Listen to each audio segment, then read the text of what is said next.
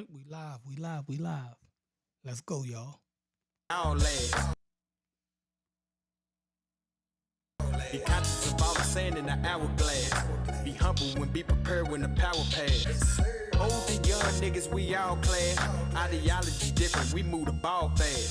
Yeah, these chickens is out of season, we haul ass. There's a reason we undefeated, it's all fast. Pull up a seat, pull out a shot glass. Hard nigga wrist for the podcast. Try media for the broadcast. Straight up ballin' out on they fraud ass. Pull up a seat, pull out a shot glass. Hard nigga wrist for the podcast. Try media for the broadcast. Straight up ballin' out on they fraud ass.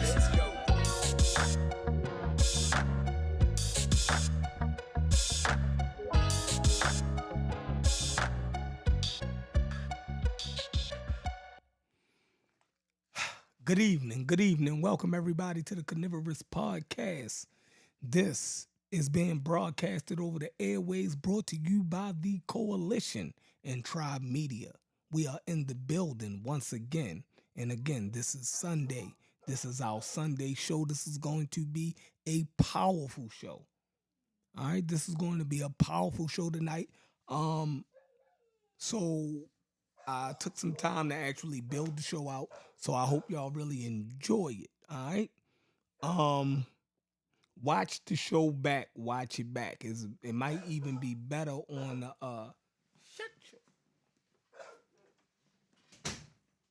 I'm sorry. It might even be better on a playback. All right. So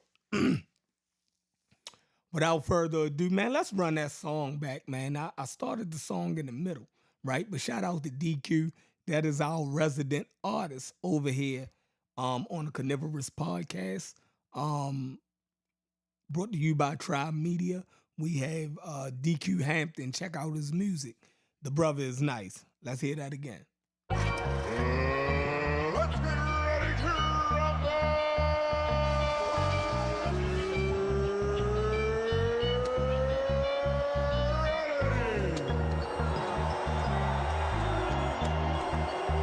For the thousands in attendance and the millions watching around the world.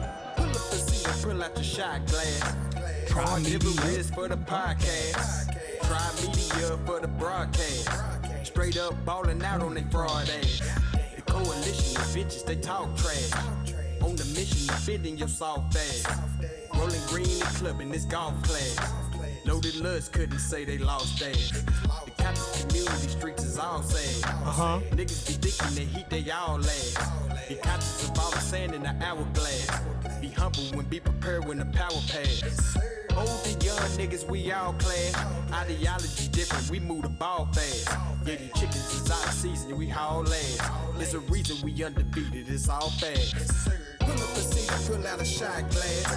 Hard nigga wrist for the podcast. Try media for the broadcast. Straight up ballin' out on they fraud ass. Pull up a seat and pull out a shot glass. Hard nigga wrist for the podcast. Try media for the broadcast. Straight up ballin' out on they fraud ass.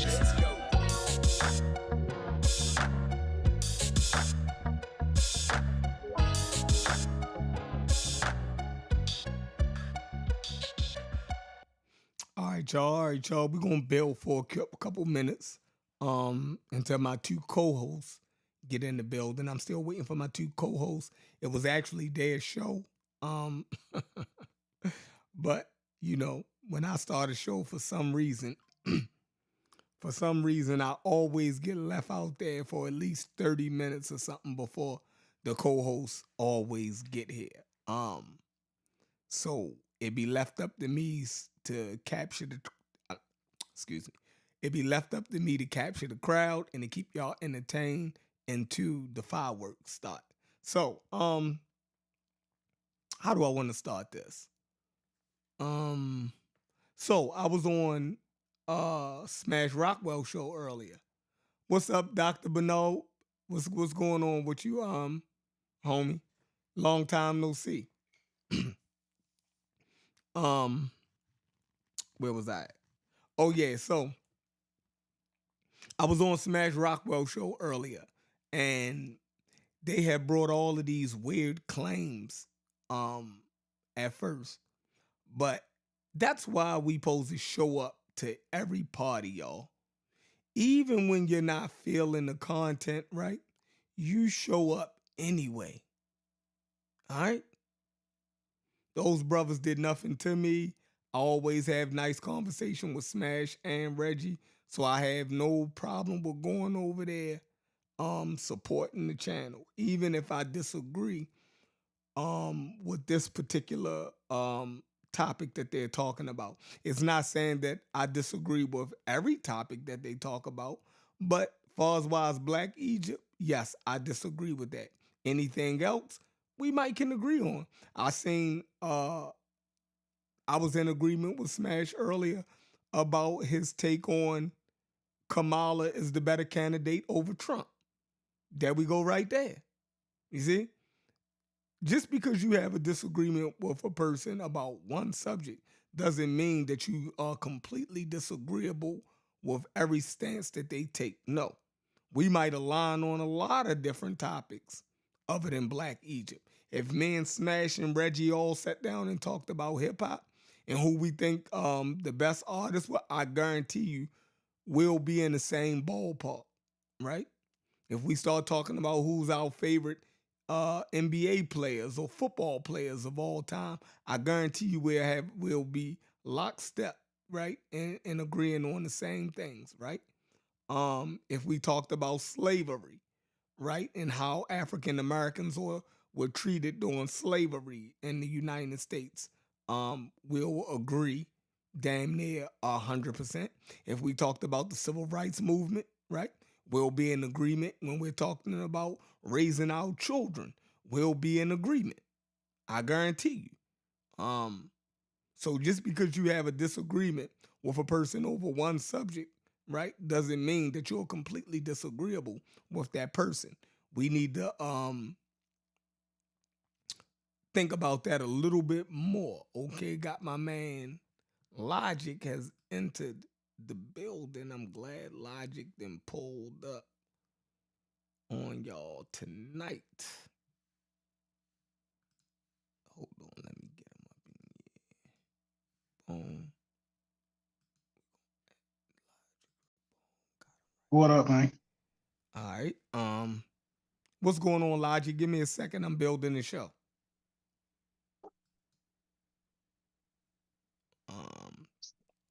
So yeah, just because we can disagree with somebody on one thing doesn't mean that we totally are in disagreement with them. Do y'all agree? Well, let's move on. So while I was over there, that's Logic right there. So while I was over on Smash Channel, boom. While I was over on Smash Channel, there was a lot of inflammatory things that they said about let me get this one while I'm at it.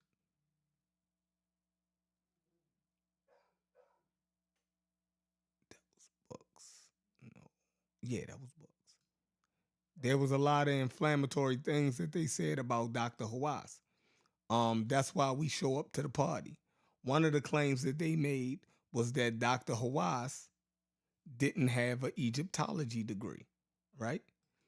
Now, if I wouldn't have came over there and pressed the issue and questioned that, they probably would have did the whole show without even correcting that, right? When I came over, me laying the question before their feet and questioning that stance, right? They had to research it, look it up, and we fixed the information, right? So it's the same things I would like for them to do on my channel. If there's errors being made, right, and the information that I'm putting forth, I have an open channel, right? You can click the link and fix it up. This community is about growing. If we're scared, now I don't want to put scared. I apologize for that, Reggie and smash because I don't think either one of you brothers are scared to converse. Um, but we have to do more open dialogue, not just on our channels, but on other channels as well, right? Take that show on the road. Um, so boom, let me get back up here. Bow. Logic, is you still in the building? Yeah, I'm still here. Can you hear me? Am I clear? Can y'all hear Logic? I can't. You can't hear me? I'm gonna leave and come back in then. I don't know what's going on.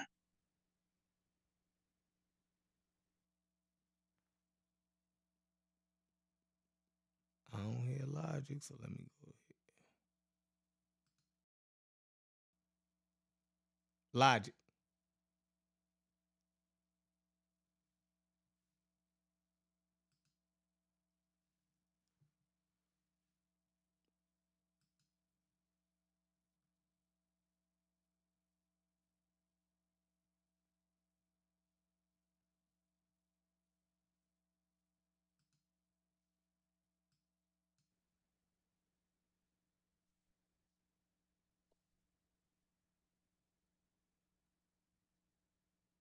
Logic. Can you hear me?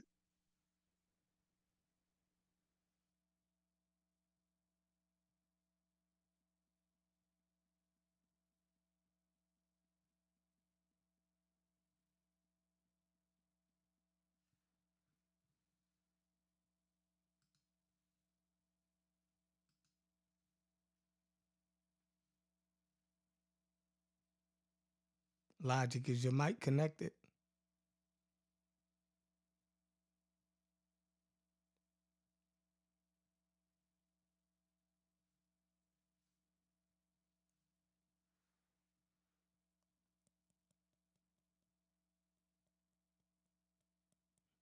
And I swear y'all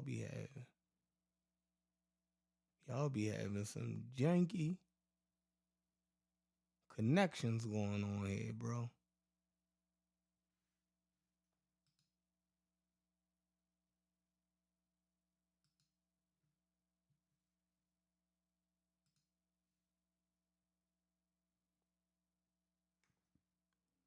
Earl, I'm about to put the Discord in the what's the name now? Logic. I don't know why I can't hear you.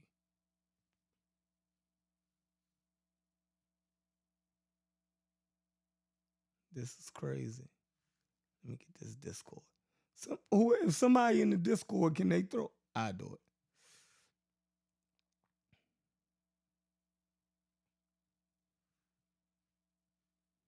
We're gonna have to fly down there and fix Logic internet.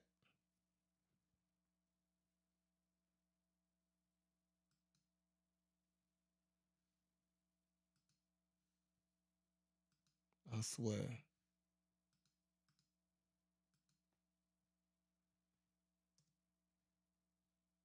Boom. That go the Discord right there, Earl.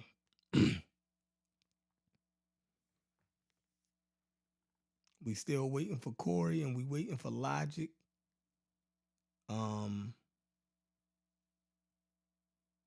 Mike to connect.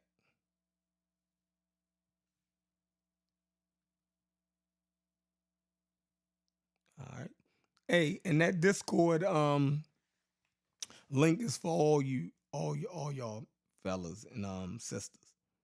Right? Click that link. Gaisha, click that join the Discord, man. That Discord is ghetto. I'm telling y'all. That Discord is ghetto. All right, just like I like it. Dirty. It's the slums. You feel me? Where you gonna see humanity at its base, right? At its most, they don't clean stuff up over there in a carnivorous Discord. All right, well, Corey said he hid in the back chat, so let's see. If Corey mic don't work, then I know it's my system. Let's see.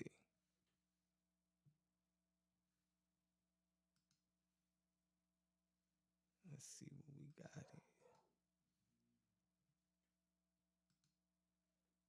here. You hear me, Chef?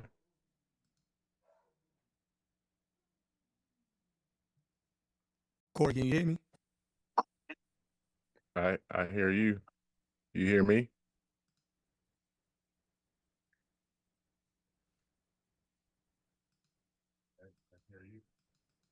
I can hear you, Corey. Can y'all hear me now? I hear you, Logic. Yep. Cool.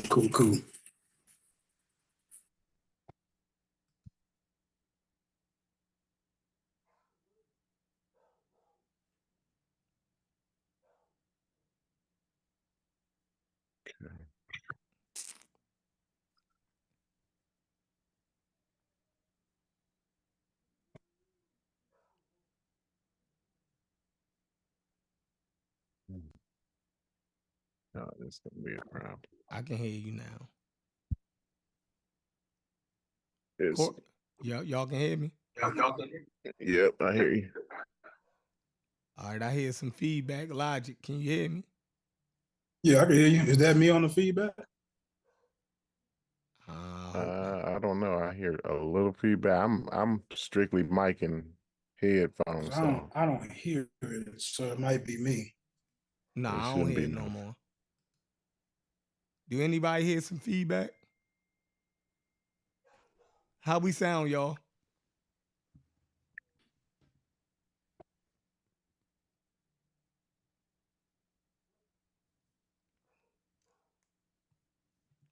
Hey, Brass, how we sounding? Is it any feedback?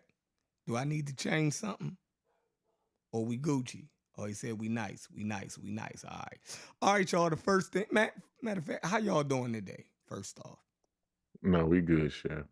We good. You sound good. Everybody sound good, I think. I got you on. Let's put Logic in here. Boom. Let's put Corey over here. I've been working on boom.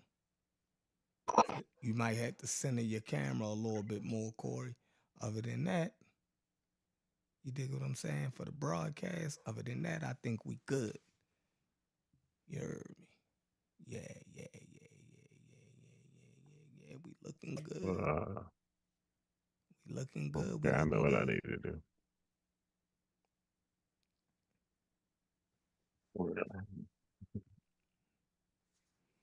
How you do that? Shit.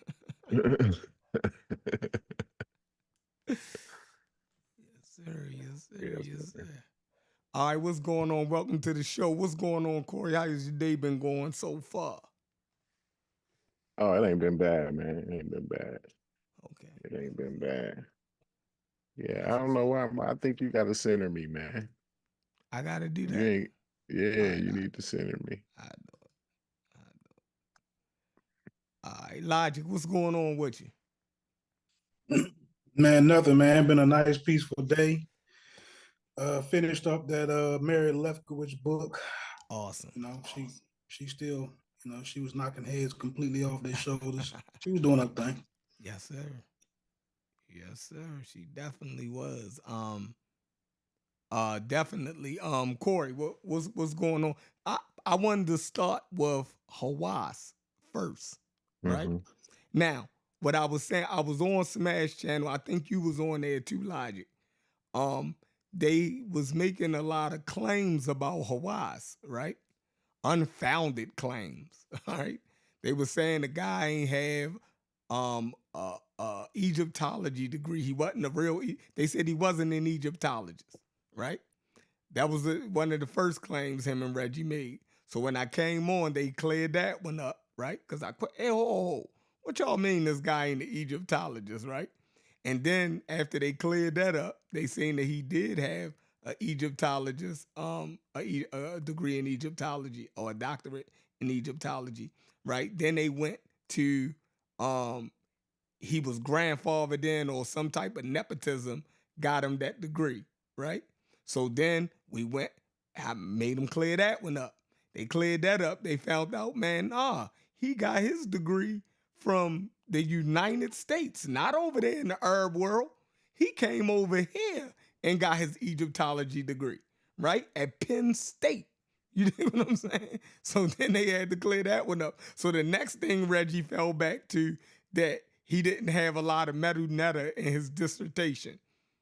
What? Like, bro, like, yo, come on. Come on. So that basically saying that everybody has to meet some weird criteria, right? Some weird criteria to be accredited by them. For them to get validation from the conscious community, right? They gotta go through Reggie and Smash criteria. And neither one of them don't have no degrees in Egyptology or archaeology or history. Now, this guy got masters in, you know what I mean, 4-year degrees and masters in so many different archaeology, history, Egyptology. I mean, the guy's decorated, right? He's decorated up the ass. You know what I'm saying? He's decorated up the ass with his academic achievements. But over there, they went through the rigor of trying to discredit this guy's academic achievements to save face for Dr. Ben, right? They was trying to say that Hawass don't got all of this, you know what I mean? But y'all get on what was his name, Dr. Ben, for not having degrees. All you got to do is Wikipedia Hawass. All his degrees came up, so y'all failed right there. I just want to let y'all know. Now, why do they hate Hawass so much? Right? This is the question. Now, I hope y'all can hear this. I'm gonna go down here. Right, let's go to my Google. Boom. If y'all watching the Zoom screen, let me pin my Zoom screen.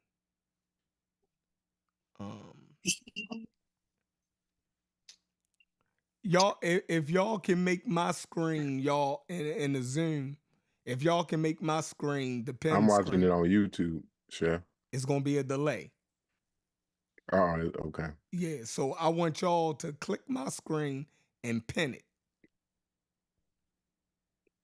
You got it, Logic? What you mean by that? My screen. Go up to Sheffrin's icon up there on the top, and then the three little buttons next to us. You know what I mean? Okay. You see the 3 dots? Yeah, pin it. Gotcha. Yeah. Got it. All right, let's see. I hope this sound come through. I've been messing with it earlier. Let's see.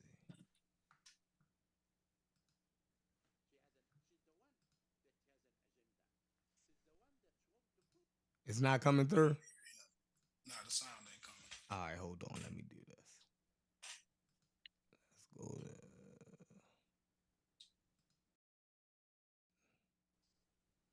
All right, here we go.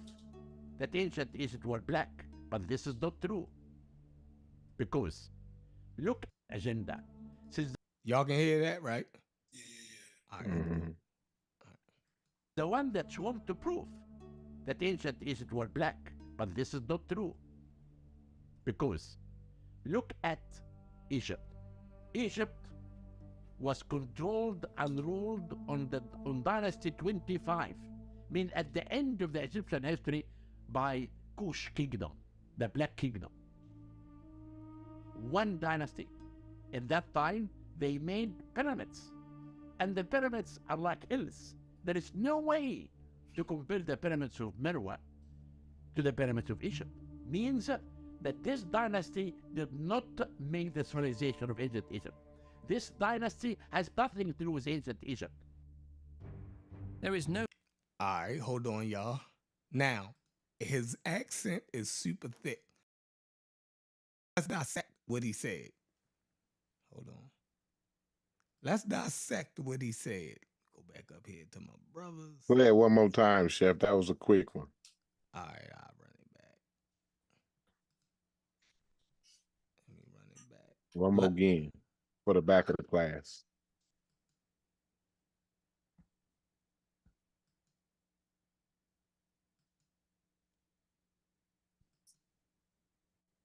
She's saying that that Jada Pinkett and Netflix had an agenda. All right, here we go. Sound went out again. Sound ain't playing again.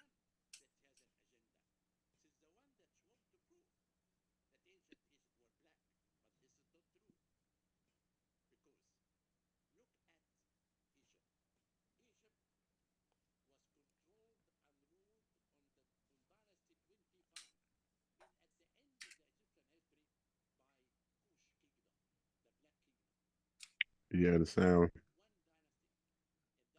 is not playing, Chef. Oh shit! All right, here we go. At least on my end. My bad. All right, chat. I'm sorry, y'all. Here we go. Is really intended to do that. I think Netflix had a film made by the wife of Will Smith. She's the one that has an agenda. She's the one that wants to prove that ancient Egypt were black, but this is not true. Because look at Egypt. Egypt was controlled and ruled on Dynasty 25. I mean, at the end of the Egyptian history by Kush Kingdom, the Black Kingdom. One dynasty. In that time, they made pyramids. And the pyramids are like hills. There is no way to compare the pyramids of Merwa to the pyramids of Egypt. Means that this dynasty did not make the civilization of ancient Egypt. This dynasty has nothing to do with ancient Egypt.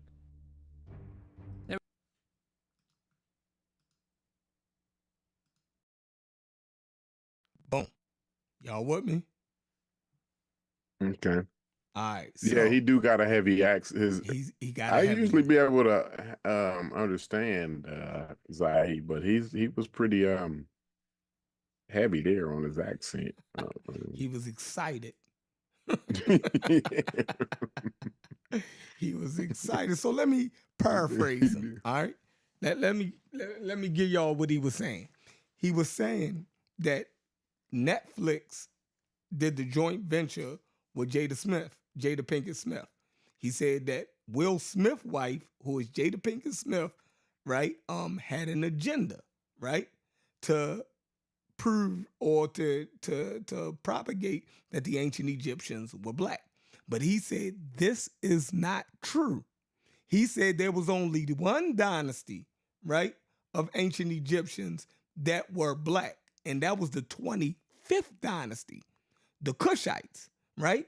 And then he used the cultural feature. He said that the Kushites ruled the 25th dynasty, and their pyramids, you can't even compare them to the pyramids of Giza. He said that the pyramids of Meroe look like hills compared to the pyramids at Giza. He said that these people, this proves that these people had nothing to do with ancient Egypt other than the 25th dynasty, and that Egypt was not black. That's Hawass, expert Egyptologist. That's his statement. Y'all go ahead. Who first?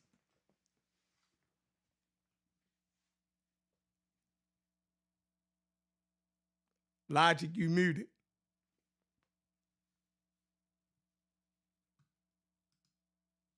Tell Logic he muted. Corey, say something. Okay, yeah, I figured Oh, out. there you are. Yeah, man. So when you talking about an agenda, right? It's automatic that you're gonna have some trouble when you're dealing with all the information you run across because everything might not agree with you. You know what I mean? Mm-hmm. And that's where people kind of get stuck, and you don't even realize that really you the one trying to prove, something new. You know what I'm saying? Like you're the one trying to go outside the box to have to prove this agenda, because everything that you're running across ain't gonna line up with your agenda. So you kind of got to omit some stuff or blur the lines here, and that's really all that you're left with, right? Because it doesn't fit your agenda, so it's kind of, you have to fight it, whether it's true or not. You know what I'm saying? Mm-hmm. Mm. Corey. So what dynasty he was talking about, the pyramids in Meroe, right? And Mm-hmm. because I was trying to pick up his accent, but he was talking about the pyramids in Meroe, and basically like you couldn't compare those to the ones in Giza, In and Egypt, that period. Right. He said they were they right. they were like hills, dirt hills compared. That's kind of what I was hoping that wasn't what he was saying. Jesus Christ, man. But that's kind of what I got out of what he was saying. That's a pretty harsh statement. That is a pretty harsh statement. I think it definitely shows us where he stands, right? Yes, sir. Um, he's separating himself, from them brothers in Meroe. Yes, sir. I will say that. So yeah, I'd like to hear a little bit more. Yeah. So he's saying that those people had nothing to do with ancient Yeah. Egypt. He said it Yes. emphatically. He said it emphatically. There's no ambiguity in what he was saying. So you talk to other people, you see other Egyptologists try to play around with it. You dig what I'm saying? Nah. Hawass does not mince words. He's very direct, right? And he says exactly what it is. Now, we always get in this because there's the nuance and this, that, and the third.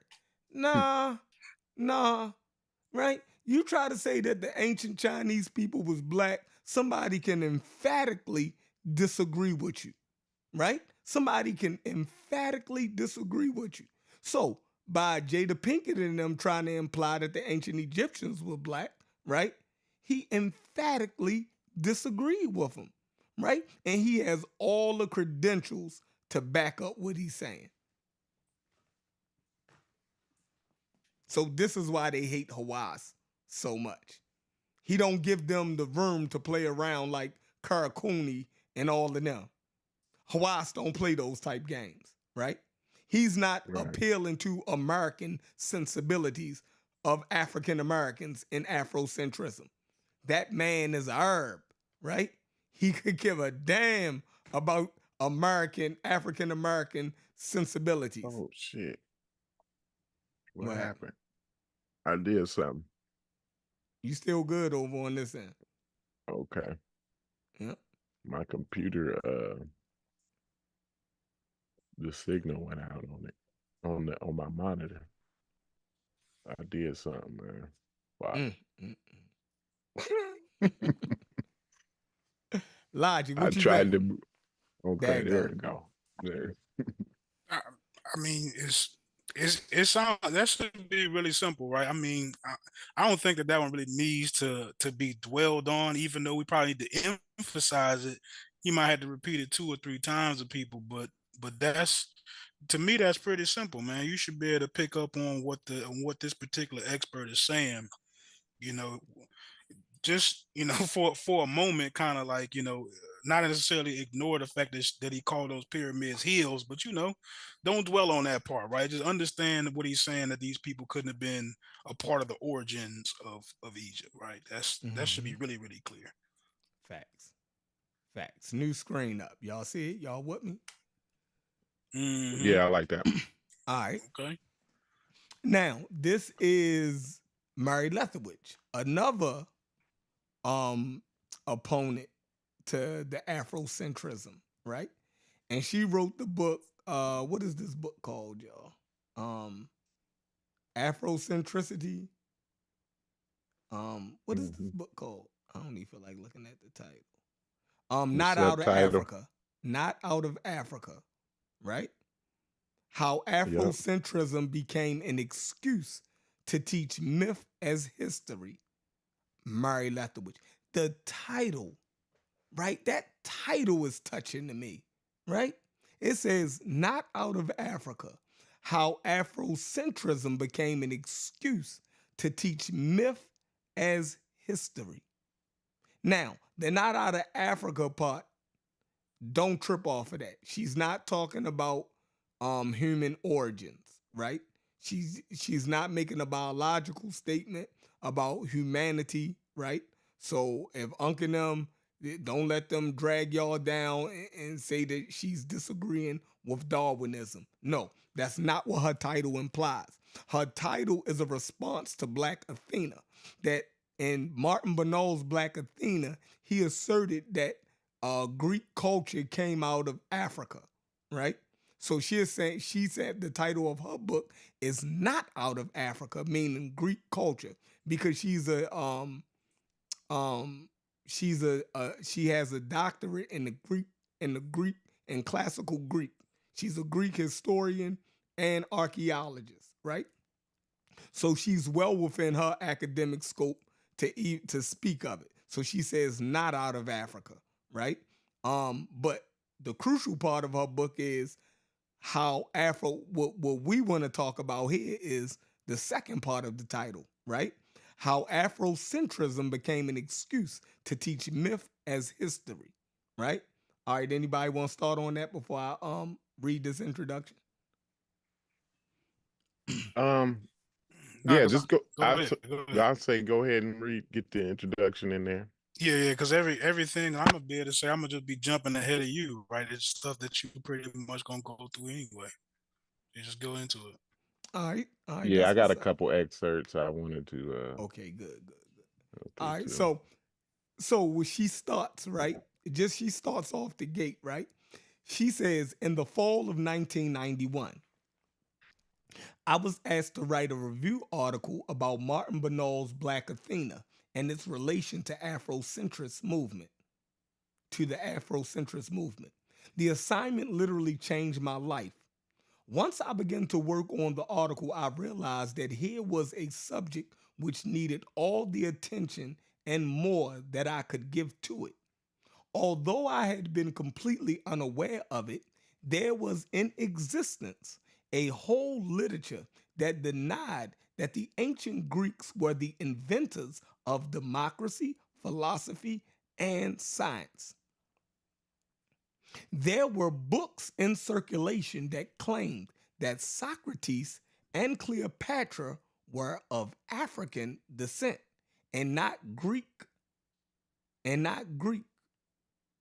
Philosophy had actually been stolen from Egypt. Not only were these books being read widely distributed, some of these ideas were being taught in schools and even in universities. Right? Hold on. She said, and even in universities where students were being taught that these strange stories about ancient Greece was my own alma mater, Wellesley College, right? She says, my article in the New Republic soon propelled me into the center of a bitter controversy.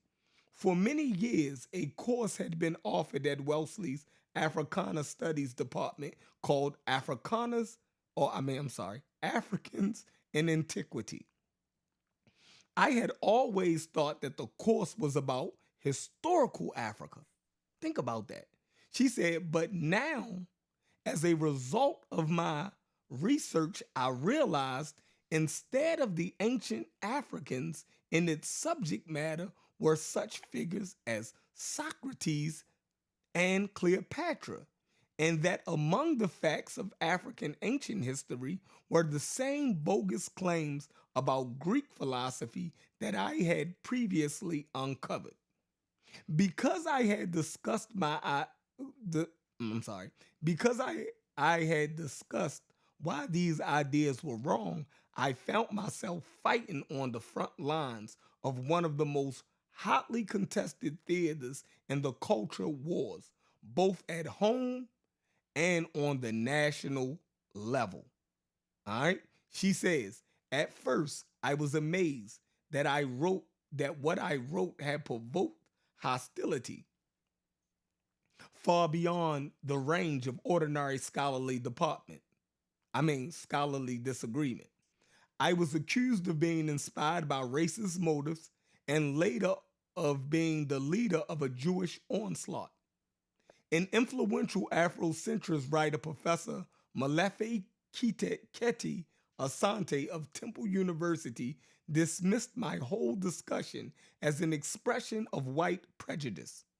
Lethowich and those who, quote, this is Malefe Asante, quote, Lethowich and those who share her views are not interested in understanding Afrocentricity. Their intention is fundamentally the same projection of Eurocentric hegemony that we have been for the past 500 years, that we have seen for the last 500 years. Asante tried to cast doubt on everything that I said in my New Republic article. For instance, I reported that I had been surprised when one of my students told me that she had always thought Socrates was black and was concerned that I had never mentioned his African origins. So she's saying her students now was questioning her credibility because of misinformation taught by Afrocentricity. Do y'all want to weigh in on anything right now? Go ahead. Sounds all too familiar, right? And this like particular passage that you chose, it kind of really does embody the book, because the book, it gets a little redundant, right? Because what she'll do is she'll go through these claims that are made by the Afrocentrics, and then she'll go through and basically talk about how they're unfounded. There's nothing really behind it, but yet and still, you have a large amount of pushback from these Afrocentrics, and this is a part of the bad side, right? So whereas this lady, spending all of her time to get a strong foundation, to get all the proper certifications that she needs to properly teach this class, Mhm. and because you're over here in this other classroom getting basically indoctrinated, you have a hard time now trying to digest the real information, because you have these leanings towards this Afrocentric ideology, right? Mhm. In this particular story, right, I mean, the student has to realize, there was nothing Mary could tell the student, but the student on their own time had to go behind Mary and go behind the Afrocentric scholar and realize that there was nothing that they could stand on, even though they had these strong emotions behind it, right? So Mhm. y- take that as a strong lesson, right? Like, this particular story is really what we're really dealing with when it comes to these. You got your strong opinions, unfounded, nowhere that you can really claim it, but all you really have is some indoctrination. Go ahead, Corey. Right. And I think her um kind of I think it's responsible of her to kind of name the scholar who she's throwing these claims at, I guess. Um that way she ain't ambiguous and oh well, who are you talking about? How somebody would say, well, who is she talking about? Because this scholar don't do this, and this Afrocentric scholar doesn't do that. Um, but I think that was kind of responsible of her to, kind of name names and give an example of the type of people or the caliber or whatever of these Afrocentric scholars we talking about, especially in this community, because I know a lot of people revere some of these names that she does highlight in this book, but not to say that there isn't a level of intelligence that these scholars do have. But I think the approach to uplift a community, I guess, downtrodden through the Jim Crow and redlining and what have you, in an attempt to do the uplifting, you kind of do the damage. I mean, having somebody challenge a professor over whether Socrates was black, I mean, that's pretty out there. You know what I mean? That's something that student has to deal with in real time, and then that student is basically left out on a limb to himself. That scholar is gonna still, like, when he goes to Malefic or whatever and says to him, well, my other history teacher says this, and here's the evidence for what she says, or whether Socrates is, there's no way Socrates could have been black because of these and this reason, but then he gets reinforced by that same scholar. So it's a constant challenge. It's a constant back and forth for those students. Is more of my concern. And a lot of times, like I said, they left out there on their own because that scholar ain't gonna come in and prove his point to that history teacher, to Mary Lethowitz and who have you. But go ahead, man. No, that's y'all right on point. Oh, All right.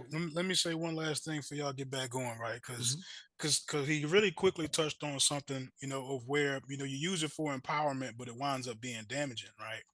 And that's one of the things that I be touching on, right? Because if this is your source of empowerment, and then once you do, a deep dive in it and actually get factual about it, and you realize it's not true, well, then are you no longer empowered, right? Were you like living in a straw house the whole time? Yep. You kind of get what I'm saying? Like that's where it really becomes not so effective, or something that can just be temporary. You can't use it the way that it's intended to be used, because it's not really based on facts. It's a narrative. Go ahead. Oh no, perfect. Perfect. All right. So he said Asante suggested that I had invented the incident and that my surprise was motivated by white racism. Right? Apparently, Asante believed I could not endure the thought that Socrates might be black, whereas in reality, I doubted that he was black because there was no evidence to support such a contention. See, she's saying basically they leveled the claim about her psychology. Asante and them was saying that she couldn't fathom or handle the fact that the possibility that Socrates could be black. She said that was so far from the goddamn issue. She said the problem is there was no evidence to support your claim that he was black. That's where her contention came in at. You see what I'm saying? So this is what we go through right now, right? And we black, right? We go through, they always talking about our psychology, or somehow we're being Uncle Toms, or somehow we're being controlled or influenced by white academia.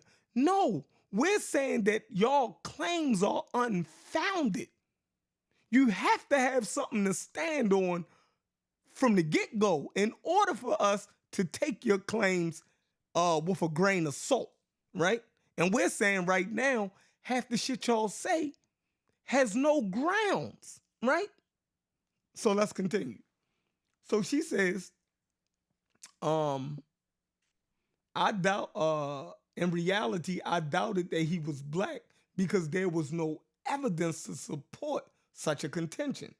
Asante, in fact, is aware that there is no such evidence and says that for him, the matter is of no interest. That's crazy, right? That's crazy. It's crazy, right? So when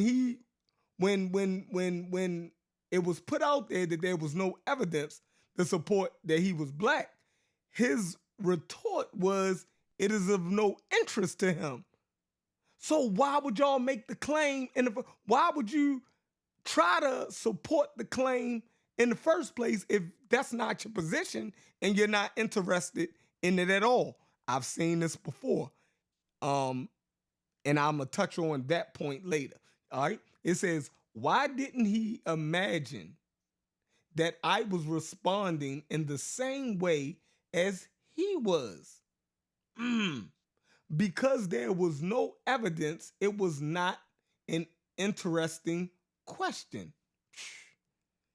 All right. She says, if Afrocentrist scholars could ward off criticism and even discussions of their claims and theories by calling their academic opponents racist, there seemed to be little hope of sponsoring the kind of debate that has until recently been a central feature of academic life.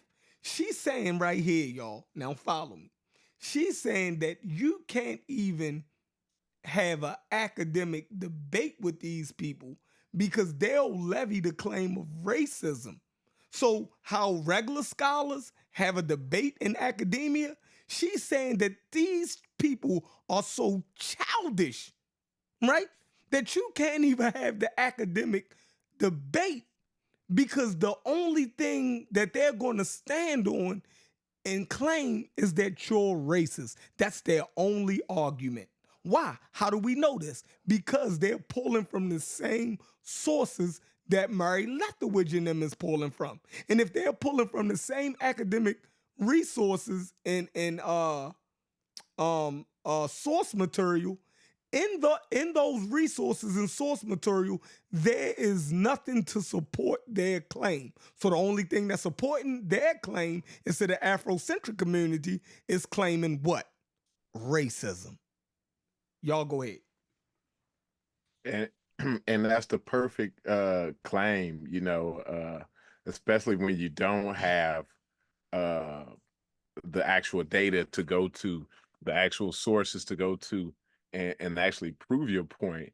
It's perfect. It's the perfect storm. It's racism, especially for the time period. She actually mentions that in other places in the book, like La just said, she's kind of redundant in a lot of places of the book, but she mentions that quite a bit. How the go-to pushback is to call her to say she's racist for her ideas or whatever. When she claims that the information is flawed or all in all wrong, the go-to method is racism. Yeah, which really means that her battle isn't about evidence; it's about rhetoric, right? That's what she's presenting evidence to, is rhetoric, right? And if you adhere to the rhetoric, then you might be like Malefe Asante. You're not necessarily interested in the evidence. You adhere to the rhetoric. That's crazy. All right. Yeah, we got a nice little flow on, y'all. I like this. All right. It is not enough simply to For raise. some reason, you went real low, Chef. Am I good now? You was good on my end. Or maybe my stuff went low. Go ahead. All right. It is not enough simply to raise questions about some of the more outlandish Afrocentric allegations. There is a need for explanation. There is a need to show why these theories are based on false assumptions and faulty, I'm sorry, false assumptions, and faulty reasoning, and cannot be supported by time-tested methods of intellectual inquiry. All right?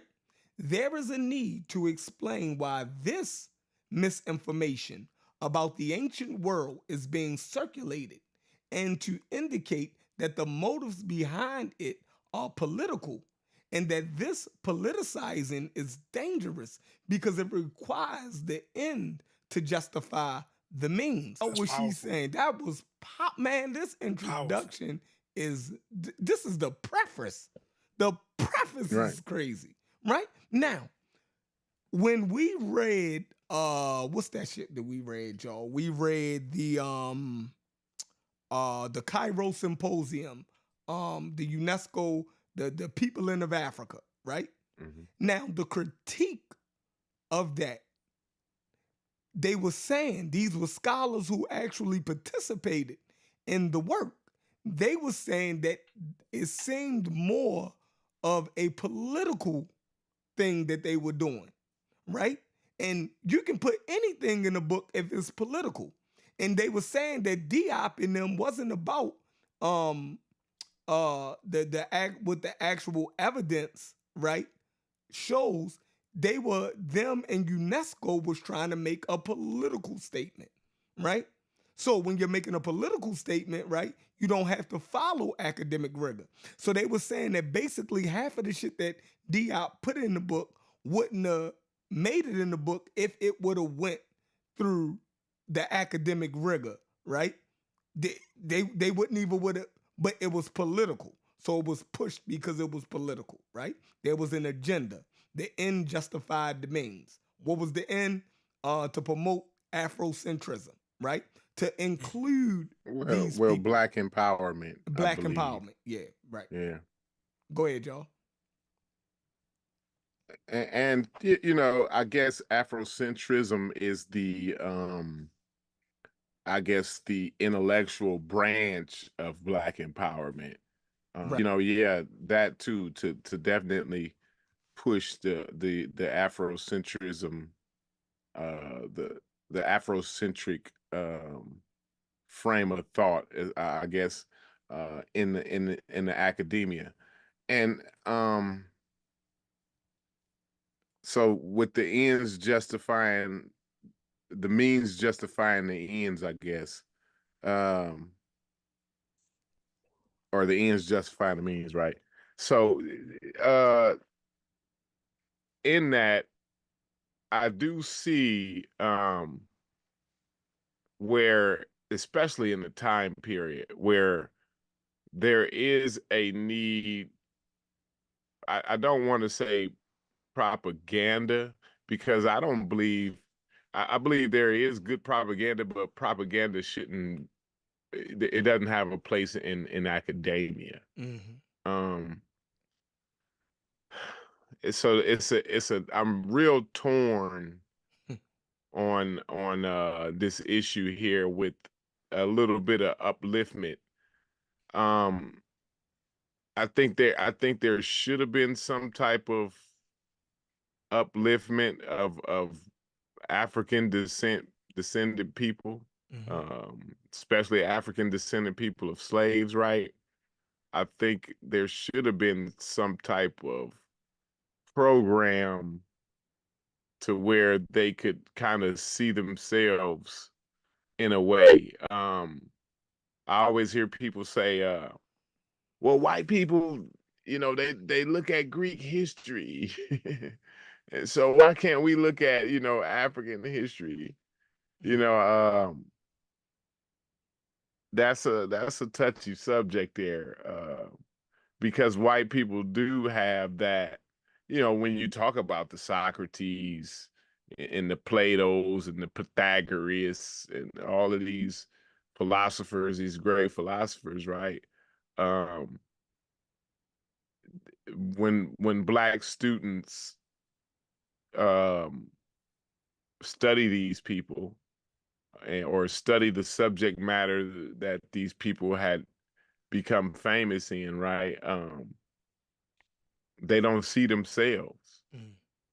I think that's a rough. I think that's rough. It is. Um, No, you're and right. It is rough. I'm a black man. yeah, I get it. Go.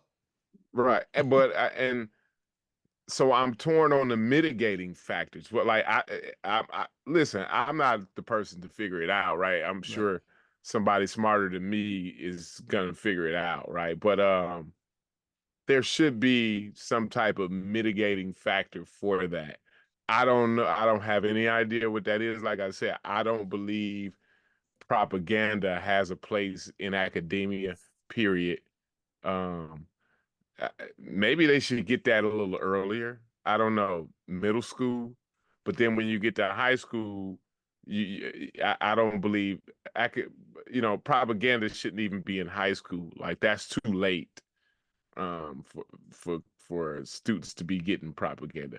But I went on a little bit of a tangent there. Y'all chime in on that and tell me where y'all at on that. It's a super, that little one sentence right there is very powerful in the sense of, right, like it really captures. It says that Mary really understands Afrocentrism, first of all, Hmm. right? It says that she understands that these are political statements shrouded in misinformation, right? And you're absolutely right when you're saying it doesn't have any place in academia, right? It might have, I ain't gonna say might, it did black people some good then, right? But if we were to have a political conversation today, I don't think the word Egypt would come up one time.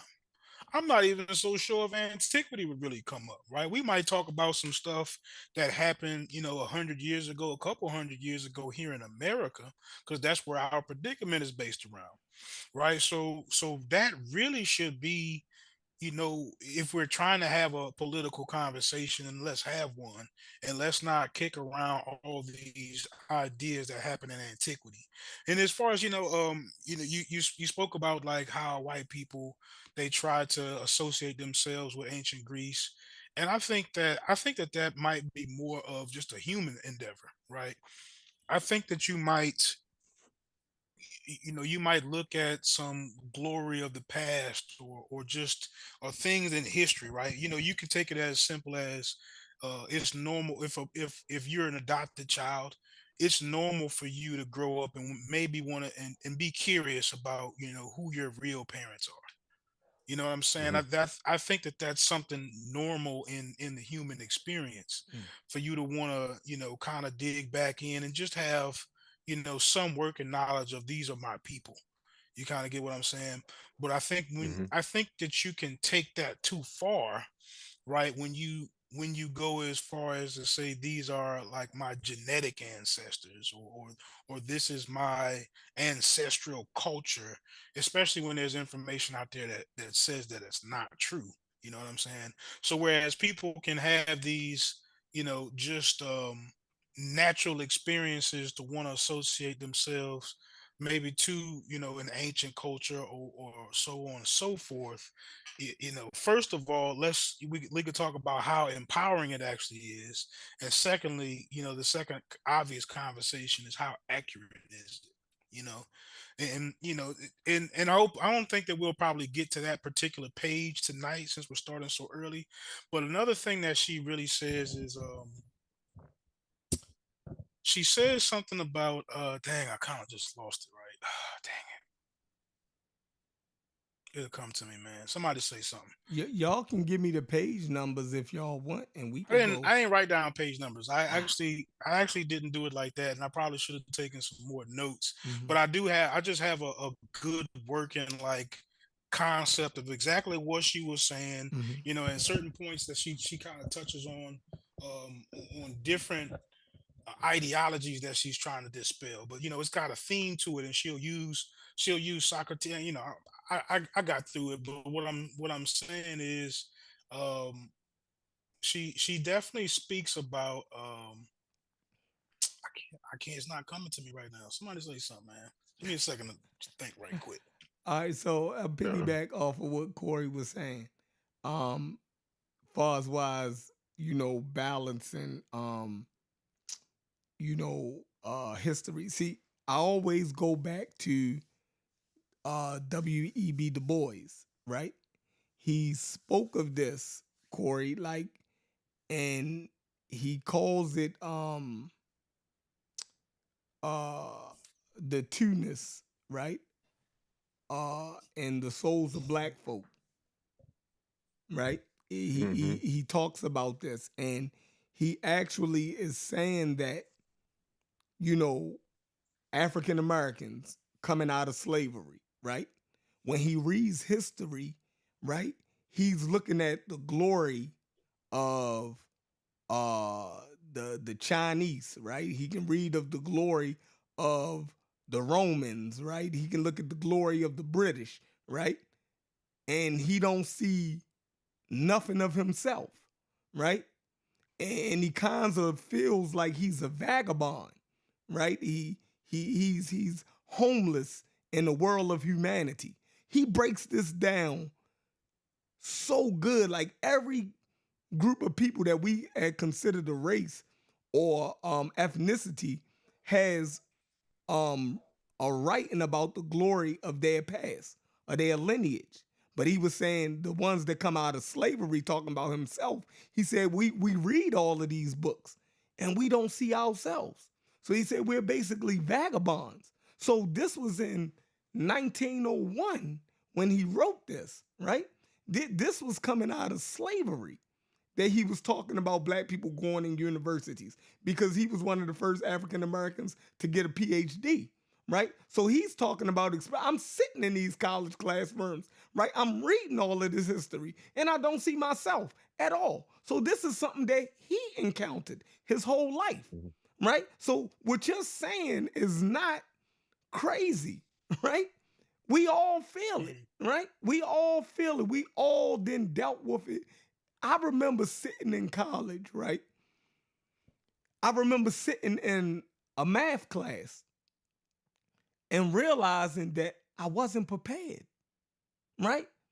In my school, I didn't get none. I'd never seen this math before, right? But these motherfuckers told me I had a high school diploma. It said that I had the general education that I could go into a college class and start off. When I seen the white kids and the Indians in them, they knew what the fuck was going on. I'm looking like, bro, I never even seen this before, right? I felt, am I stupid? You feel me? Oh, are they right about me? Because, bro, Corey, I swear to God, I've never seen that. Man, it was motherfucking symbols that he was writing on a fucking board that I never, the shit should have been motherfucking Arabic for all I knew, right?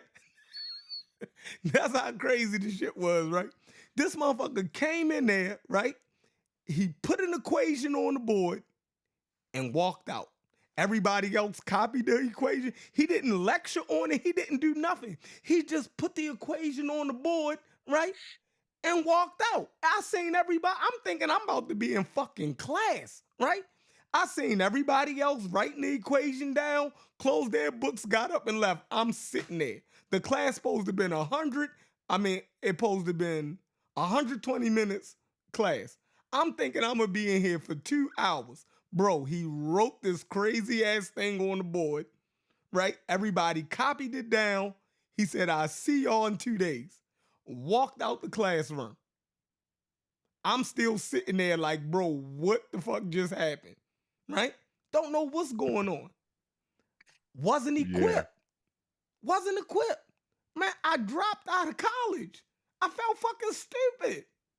Now, I know a lot of us go through that. Sometimes we come through from communities where our schools are not up to par, right? And I was told I was a smart one, right? Now, when a smart motherfucker go in the classroom and don't know, you've been taught that you was smart your whole life. Around the people that you encountering, you one of the sharpest motherfuckers. You feel me? Get in this arena, and I don't even know how to swim, Corey. You feel me? I don't even know how to push me in the water. I don't know how to swim. So she's saying we are not equipping these students with the things they need to succeed on this next level. If we're teaching them this, right? When you put them in a classroom where we're teaching true information, they're gonna be a fish out of water. Why would you do that to them? You dig what I'm saying? It's the same thing with us. Why would you give us this inferior education and then send us to college? That's why we got so many dropouts, right? It ain't that we ain't Yeah. sharp, bro. We're not prepared. We're not fucking prepared. And that's so that's the premise. I know. Well, preface. I'm glad she wrote that in this preface because that's the basic preface and premise of the whole book. You know, Mm-hmm. through this Afrocentric rhetoric and political jargon and feel good message, right? You're under preparing the students. And that actually their parents actually paid for them to get a top quality education, Mm-hmm. but they're being underprepared for the real world. And yeah, that is a tragedy. Definitely. But yeah, that was, like I said, that's the preface of the whole book, really, right there, what you just said. Logic, you find something yet? I think so. I think what I wanted to say. Let me share my screen real quick though, Chef. Go ahead. You gonna read some more of this? No, we can move on. I can go to the N- share screen. I uh yeah, let's share this. Hold No, I on. think what I was trying to say was I was still thinking about that paragraph, right? And what I wanted to say about it had just kind of like it left me for a quick second. But if just again, when you're talking about a political conversation, and you have to kind of like hide your hand a little bit, like the people did in the 1960s. How they had to kind of indirectly kind of say what they wanted to say. Like today, we could just come out and call what we want racist, and there's no real social implications behind it. We could fight our fight on whatever battlefront that we really want to. We don't have to say, oh, the Egyptians were black, so we have some superior intellect behind that, right?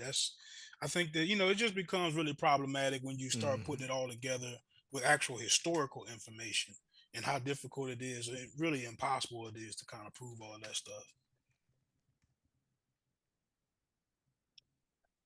Yeah, no doubt, no doubt. I just wanted to highlight here.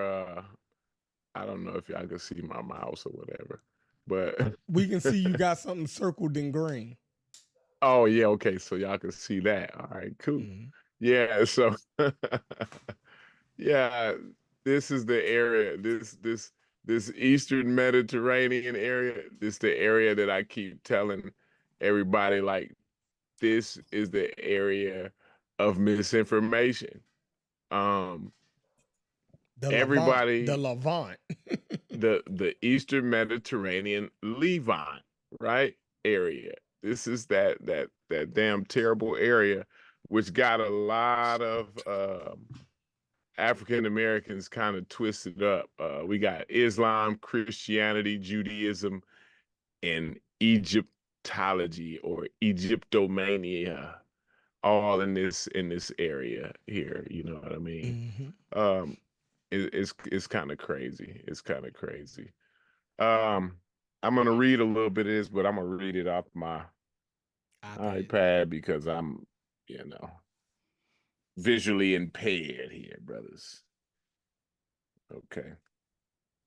It says the question of race matters only insofar as it is necessary to show that the classicists or ancient historians have tried to conceal the truth about the origins of Greek people or the ancestry of of certain famous ancient figures. It has been suggested that classicists have been reluctant to ask questions about Greek origins, and that we have been in imbued with conventional preconceptions and patterns of thought that we are unlikely to question the basic premise of our discipline. It says, but even though we may be more reluctant to speculate about our own field than those outside of it. None of us has any culture territory in the ancient world that we are trying to insulate from other ancient cultures. If there had been in ancient Egypt in university system at which the Greeks might have studied, we would be eager to discuss it. In the last few years, there has been renewed interest in the influence on Greece from the Near East. Classicists are, in fact, eager to learn about the impact of Greece, the impact on Greece of other cultures in the Eastern Mediterranean. Now, I just wanted to read that a little bit there. It's crazy because we always hear, and I stopped sharing. Chef, you can pick back up where you left off after that. But it's funny because we always hear when they trying to hide, they ain't telling us the real information. They withholding the real information from Black folks. We hear that so much in this community, and that was great for her to touch on. But the thing is, it's like she basically kind of slapped them there too. Like, why wouldn't we be interested? You know, how you guys ain't even in the field, right? I'm in the field doing the work, right? Be interested if other Eastern Mediterranean cultures had influence on, Greece. There we go. We back. Go. Okay, we back. Well, I think they heard most of what I said. But yeah, man, I forgot where I was at there, actually, Chef. But anyway, her point in saying that is, why wouldn't we be interested in hearing new information? Why would we be reluctant to give y'all the actual real history?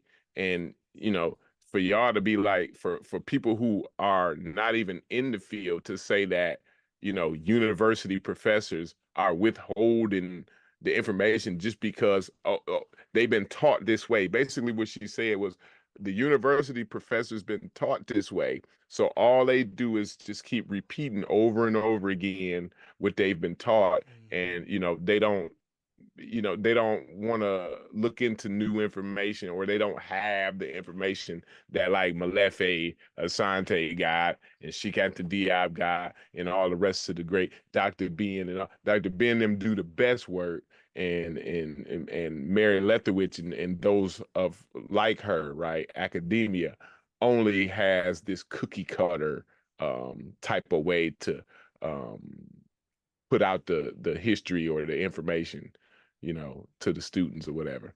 But what did y'all think about that? Logic. I was kind of reading while I was listening. You go ahead, Chef. All right. So no, I agree, Corey. It's a thing where how feel, right? Feel as though they have the what word am I looking for? That they have the skill set or the right to question people that's actually degreed and credentialed in said subjects. That's basically, you know what I mean? Like, who are you to, these, if I'm a master in my field, right? Is like what the pseudo killers is reading, the death of expertise, right? Um, I think that's what she's speaking to, right? The death of expertise. Like, I'm a goddamn expert in my field, right? So who, like saying that she don't have a right to challenge Martin Bernal, right, for writing Black Athena, right, claiming that Greek philosophy and stuff was stolen African achievements, right? I am a Greek classicist, right?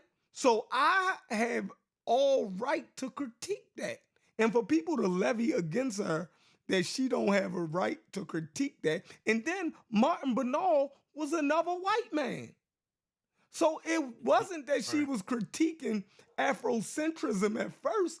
Afrocentrism came to the aid of Martin Bernal in his fucked up book. That's what happened. She was fighting Martin Bernal, right? And yeah, everybody always, and that's another thing that we got to clear up. Everybody always think that it was her and Dr. Clark that was debating, but she was debating Brunel. Right. Dr. Clark was a guest there.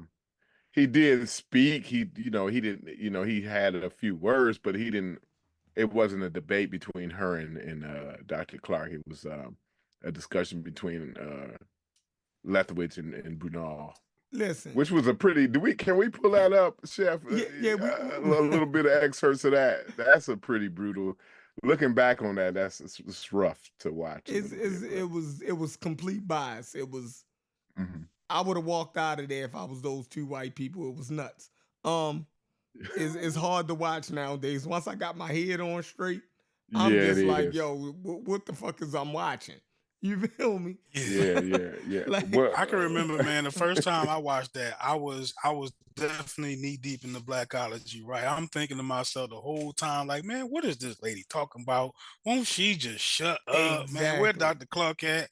And really, I had all of them distractions going on, and it never even occurred to me that Dr. Clark was just sitting there just blurting out stuff that didn't have any relevance to the conversation. All political. I only teach my I don't debate. I teach it, but something he said. I only debate my equals. Only debate my equals. That's a crucial line right there, though. Yeah. That's the most famous one right there. Everybody else I teach. He killed them with that. You feel me?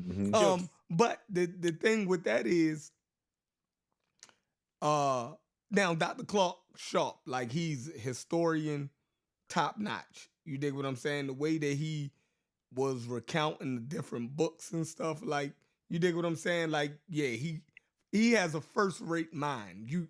There's no doubt about that. And even at his old age, you dig what I'm saying?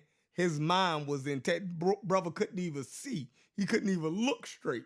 You dig what I'm saying? But he was belting out the books. Like, have you read this? Have you read that?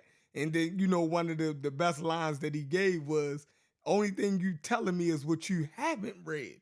You dig what I'm saying? So how could you possibly critique both sides? But she wasn't critiquing your side of the argument, John Henry Clark. She was addressing Martin Bernal and his claims that her expertise could speak to. Now, all of the other stuff that you were talking about, right, Dr. Clark, you were fire, right? But you wasn't even supposed to be there. And I'll say this. It's funny how you had academics on the subject, right, that's trained in what Bernal was talking about, came against him. And no white scholars stood on the side of Bernal. Think about that. It was only a couple Afrocentrists that would even show up.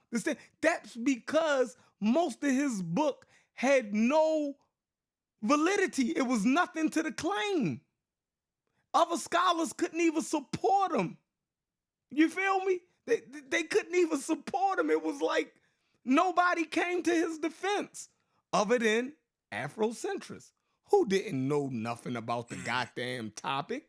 You think what I'm saying? They wasn't studying Greek shit. Like you just know about Egypt and you know what I mean? Like, so I mean, I don't know. Go ahead, Elijah. I mean, it's been a long time since I saw that, but I mean that raises a strong point, right? That shows you.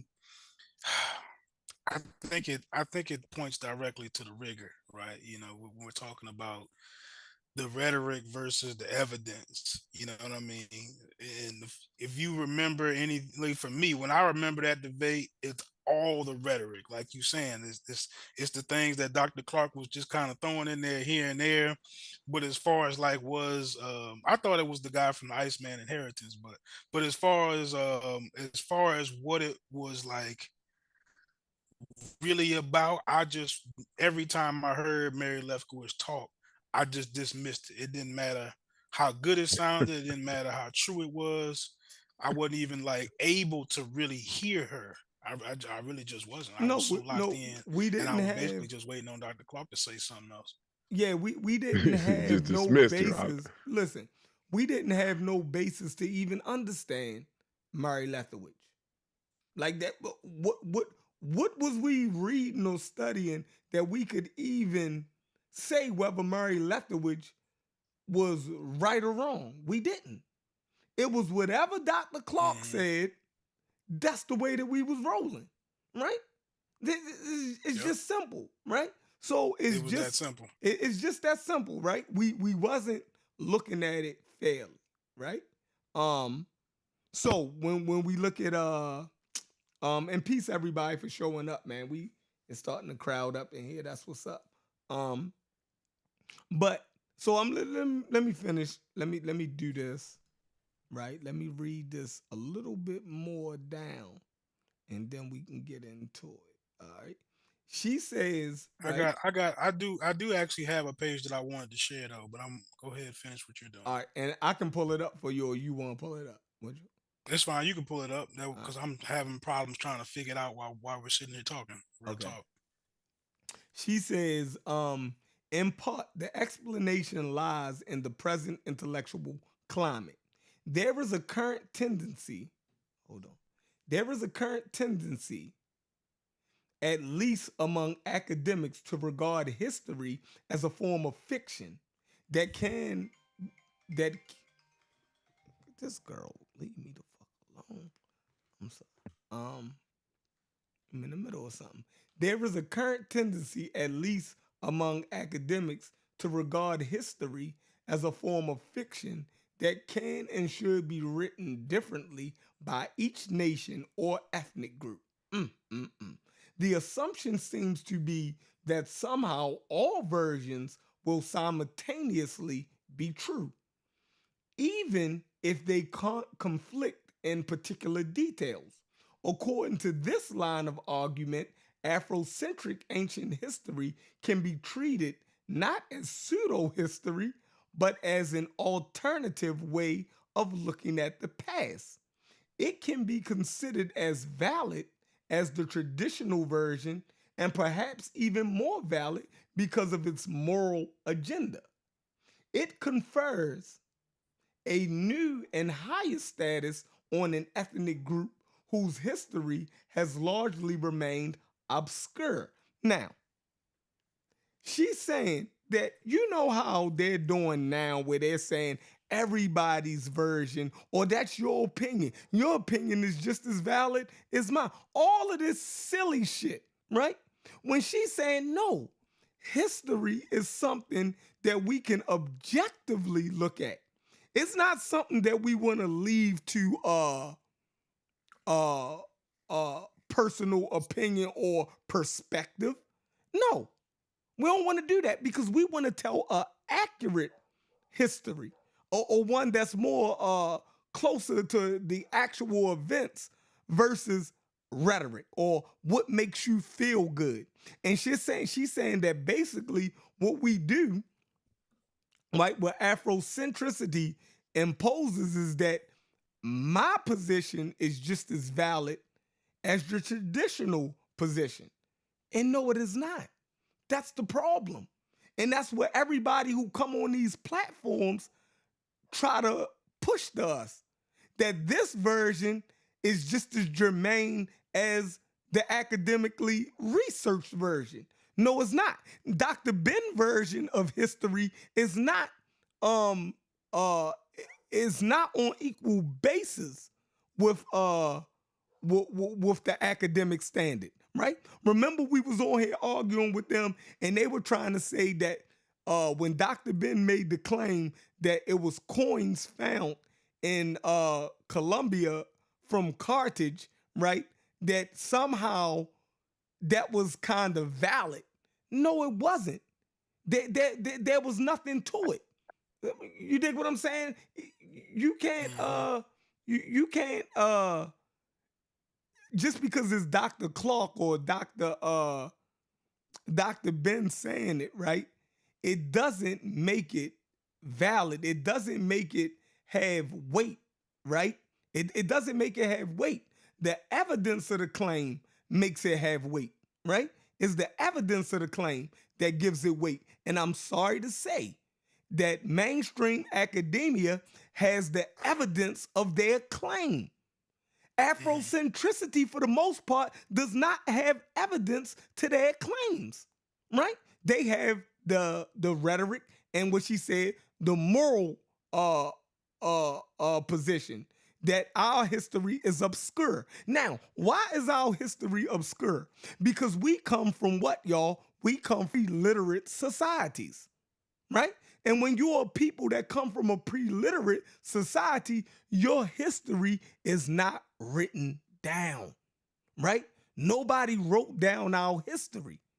So therein lies the problem. So since our history wasn't written down, we feel like we can make up anything and it can stand up against written history. It cannot.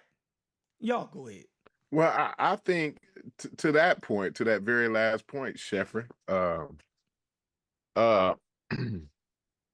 I think it's not that I think it's just that we wanna be in the written history, right? Um, the pre-literate history isn't there, so it's not that we wanna kind of write our own history. It's just the fact that we revere the fact that these groups do have a written history that goes back so far, right? Um, and it could be a little bit of what you said too, but I see a lot of the reverence of the written history, the fact that it was written down, and this is why you'll get statements like with from Barbara Hayru in the conscious community, where I fly right over West Africa and right to East Mm-hmm. Africa. You know what I mean? Mm-hmm. Mhm. Because that's where the written history is, right? Yeah.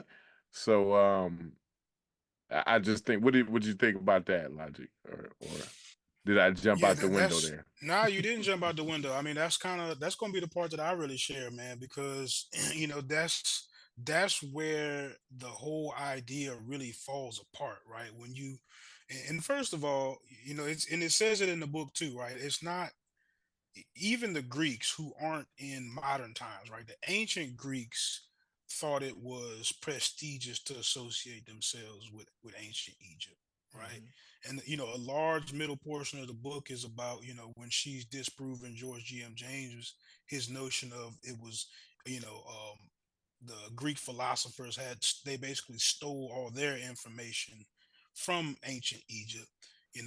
And that's like a really large portion of the book is her dispelling George G.M. James, but it also says in there too that even they were still trying to become, not necessarily become, but they were still trying to associate themselves with this, with these monuments, with this written history.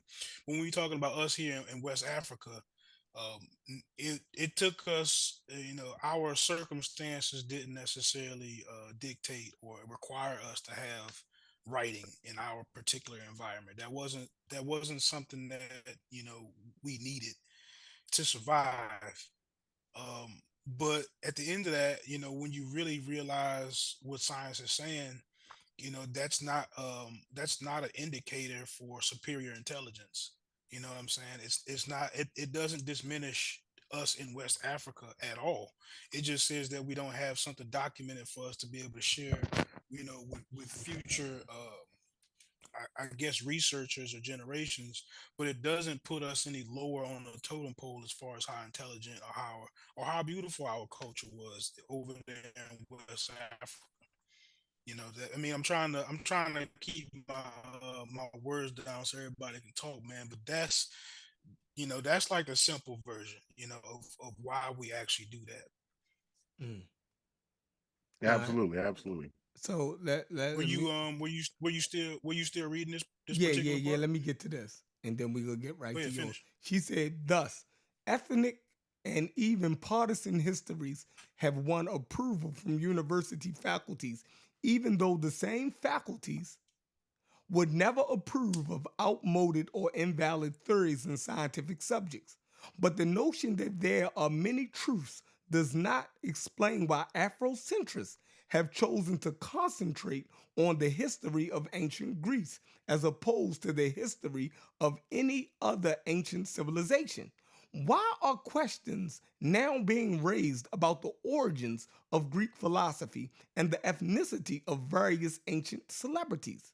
How could anyone suppose that the ancient Greeks were not the authors of their own philosophy and scientific theory? Think about that. What if Is anybody that in the prep? Hold on, that's it's in the still in the preface? preface? Yes. Wow. Yeah, No, she reiterates that I too thought that later was somewhere in on. the middle of the book. Yeah, she Yeah, she definitely says that yeah, same thing a bunch of times, Yeah. almost four yeah. times for sure. Hmm. Because that's the common thing. Listen, when we if there was something found in the center of Africa and white people take credit for that, we would piss a bitch. They're stealing our history. What would make y'all think that African people couldn't discover this or come up with this on their own? What are y'all saying? So, in turn, why would black people go all the way to Greece and claim that they created the shit that the Greeks created? That is the reverse. These people are suffering. Let me continue. The explanation is that only 160 years ago, it was widely believed that Egypt was the mother of Western civilization, right? Although shown to be untrue, as soon as more information about Egypt became available, the earlier beliefs survived in the mythology of Freemasonry. The Masons believe that their rituals derive from Egypt, but in reality, their rituals do not originate from a real Egyptian source and are not nearly so ancient as they suppose. Rather, they derive from description in an 18th century novel of Egyptian mystery system, which served as a means of providing a university level education and as the source of ancient philosophy. This system, although wholly fictional, was in fact the it was in fact based on Greek sources. And although no one knew it at the time, these ancient sources were themselves inaccurate because their author interpreted Egyptian culture in terms of Greek custom and experience. Now, I wish Reggie was here right now because I know Reggie would disagree with this, but Reggie actually covers this perfectly. Now, he would disagree with this, right? But he covers this perfectly. He says that ancient Egypt is looked at through the eyes of the Greeks and not in this African context. This right here, she's saying the same thing. She's saying the same thing. But Reggie would disagree with her saying it right here. but he says the same thing, right? So it's not actually the Egyptians saying it. She's saying is actually the Greeks saying it. The Greeks wanted to endure themselves with Egypt, right? Because Egypt was ancient. So in order for them to validate their their ancientness, the Greeks will always try to align themselves with Egypt and ancient Persia or Mesopotamia, right? They would always claim that they got their knowledge from the what do you call them people? The Sumerians, right? They would claim that their knowledge either came from uh the Euphrates, right? From that region, or it came from ancient Egypt. Why? Because these were two of the oldest civilizations at the time. So if I was say how am I trying to say this? If I was coming up with a new law or theory, right, in Greece, the way that I would give it credence would I would lie and say it comes from either Mesopotamia or Egypt. Why? Because these two cultures was looked at as being ancient and wise. All right. So she's saying that this was a lie that Greeks was doing to themselves. Right? They were coming up there. It was a form of propaganda that they were putting forth. So their philosophies could have more cultural sway, so to say. All right. Anybody want to add to that? Yeah, the Egyptians Yeah, had a little it's go ahead. prestige at the time. Yes, sir. You know, they in Greeks times, the Egyptians were already ancient, right? At least a lot of their culture and I guess you know, the knowledge and philosophies or whatever were already ancient. So it would put them more on a credit. It would give them a little more credibility to, we dabbled a little, we did a little study with the Egyptians, the Exactly. You Sumerians. got it. You know what I mean? We Yep. was up there with Darius and the boys. You know what I'm saying? We did it all. You know what I'm saying? Mhm. So a little bit of they put a little some sprinkles on their ice cream, which They put I don't a think little there's nothing spin wrong on with it. it. Go ahead, yeah, They put a little spin on it. Mhm. yeah. I feel like I could do without the spin, me personally, right? Especially if I'm talking about, just pure information, pure knowledge. And actually, you read before No, they that. would. This was their part of their propaganda, though. So Mhm. it seemingly is. I mean, am I correct with that? Sure. I don't think they were like saying, "Yo, um, Oh, you talking about the Greeks? Yeah, the yeah, Greeks, the Greeks, the, yeah, the yeah, Greeks sincerely associated themselves with ancient Egypt because it was, like you said, it was prestigious in their society. Mhm. It was hmm almost like a way of giving what you say even more credibility, right? Yes, sir. Or hmm Yep. you add that little layer of mystery and prestige when you say Egypt in Greek. But you read a passage a little bit earlier, and it actually made me look it up, right? Mhm. Because that's one of the fundamental things for Afrocentric. When you read that Egypt is the mother of modern civilization. Mhm. hmm So I looked it up a little bit, and they say that it's a lot more related to actually Greek and Roman and ancient Roman culture, right? Mhm. Because of how society is set up, and especially when you look at things like vertical maneuverability and how much in the role of democracy, which Egypt was clearly not a democracy. You know what I'm saying? You get those things from, excuse me, from Greek and Greek Roman states. ideas. Mhm. Yeah. That's not that's absolutely nothing to do with Egypt. So it's like you start building your false premise so early in the game, right? You don't even know where to kind of start with it at. You know what I mean? Like that's kind of like a part of what makes that Afrocentric and Afrocentrism kind of like so alluring, and you get so confused so early because you start building off of these preconceived notions that really don't have any basis. You know what I'm saying? That's like a big point that she raises in the book over and over again. You trying to just you have this bad foundation that you're trying to build these ideologies and worldview off of, and they just inaccurate. Mm. All right, what page you want me to go to? Like, So Hey, did I you know that's it that. was uh, uh oh, go ahead, go ahead. My bad, my No, go bad. ahead and say what you're gonna say, because I mean There was a chapter in here. I believe it's chapter 2. I believe, but is mhm, where the native of ancient North Africans black? Like that's a hell of a question to have in the book. She was way like she was dealing with the guys that we're dealing with. She was dealing with their teachers, so mhm. it's the book and the questions and the refutations, um, all tied to the actual conversation that we're having today. Um, I just think that's pretty smooth. I really I appreciate that part. This is timeless. This book is pretty Yeah, timeless here. that's. Mhm.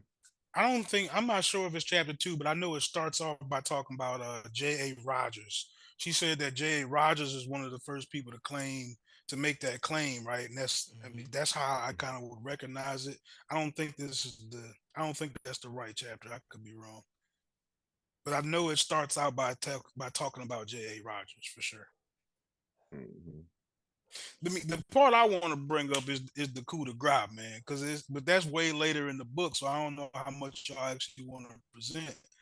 But yeah, because that's my favorite part when she just gets right to it and just cut the head completely off, bro.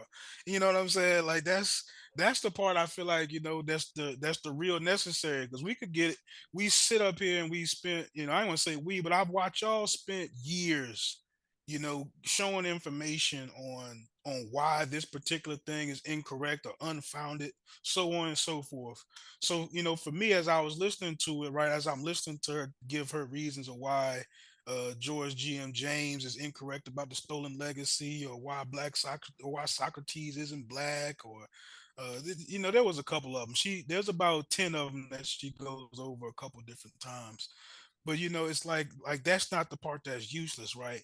But later on in her conclusion, she really hammers home on how the whole ideology really falls apart, right? And I don't know, are y'all ready to get to that part, right? That's the part that make me smile right there, man. When she really killed them about what it is that y'all actually saying. Yeah, let's get to it. Where you want me to All go right, to? it's um I think it's page 156. Let me make sure I'm double checking it right now. Let me see I if want my to hear pages match up with y'all's. I don't know if my pages because like I want to actually hear match up. I want to hear what one of these enthusiasts would say to this particular notion.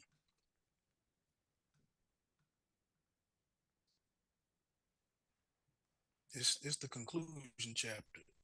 Oh, it's in the It's conclusion. 155, 156. Okay. 155, Yeah, 156. 155, 156. Right. All right. I'll just start from the top, and it's really basically like the first two pages. I'll get through it quickly. Go. If the notion of a stolen legacy is a myth and has virtually no historical value, why should it be taught in schools? Dang, they were teaching in schools. Hmm. Shame. Universities as history. It should not, especially since the study of the myth replaces real learning about the ancient Mediterranean world and about Africa. Extreme Afrocentrics. Ancient history has no place in the curriculum of schools. It's kind of blurry. In schools Of or universities. of universities. Or of universities. Appealing mythologies about the past bring satisfaction in the short run. Sound familiar? Hmm. But in the end, they damage the very cause that they're intended to promote. The events, the events of this century, that's what it says, century, Hmm. have shown that it is dangerous to allow propaganda to usurp historical truths, even if the group responding Sponsoring. sponsoring the propaganda feels their intentions to be noble by substituting myth for history, then open the way for other groups to invent their own histories. some of these new mythologies could could harm African Americans far more than Afrocentric mythology ever could help them. In the particular case of the Afrocentric myth of antiquity, not only is the myth unhistorical, it is essentially non-African. Wow. Mm. As we have seen, it is a product of the same Eurocentric culture that the Afrocentrics seek to blame for the eclipse. Mm-hmm. Let me just read it off of mine. That they seek to blame for the eclipse of African civilization and for the world problems generally, most ironically by claiming as African a myth that is fundamentally European. The Afrocentrics make Africa the source of the culture that they blame for their own troubles. Mm. Another Eurocentric feature of Afrocentrism is its concentration on Egypt. By failing to pay equal regard to other African civilizations, such as Nubia, the Afrocentrics appear to be judging African cultures by European standards. Mm. Egypt has also been admired by Europeans for the antiquity of its civilization and for its artistic and archaeological remains. Architectural. Why focus on one African nation which has one European admiration for its achievements? I mean, that's super duper serious right there. Yeah, That's yeah. just that's just super serious, right? I mean, how many times I know I've heard y'all say it. I've definitely been saying it for a while now, and it's crazy that the idea that I feel like I know I'm not the originator of. I run into it in this book right here, right? We were just talking about why does Mfudishi fly completely over West Africa to go over there in the East Africa and go do his chant and dance with them or whatever he do when he get over there. And it's really a profound question. And then when you find out that in the scholastic viewpoint, you're actually doing it in the Eurocentric ideology, right? The fact that you are focusing on the part of Africa that Europe admires, Mm-hmm. right? You completely disregarding, not only just the part that we actually come from, but the entire continent, the entire rest of the continent. Just basically falls to the wayside as if it's not worth revering. Even if it is a part of your actual genetic real history. Man, that's just a super serious excerpt right there for me, man. She killed it with that. Killed Facts. Yeah, Facts. yeah, I agree. I agree.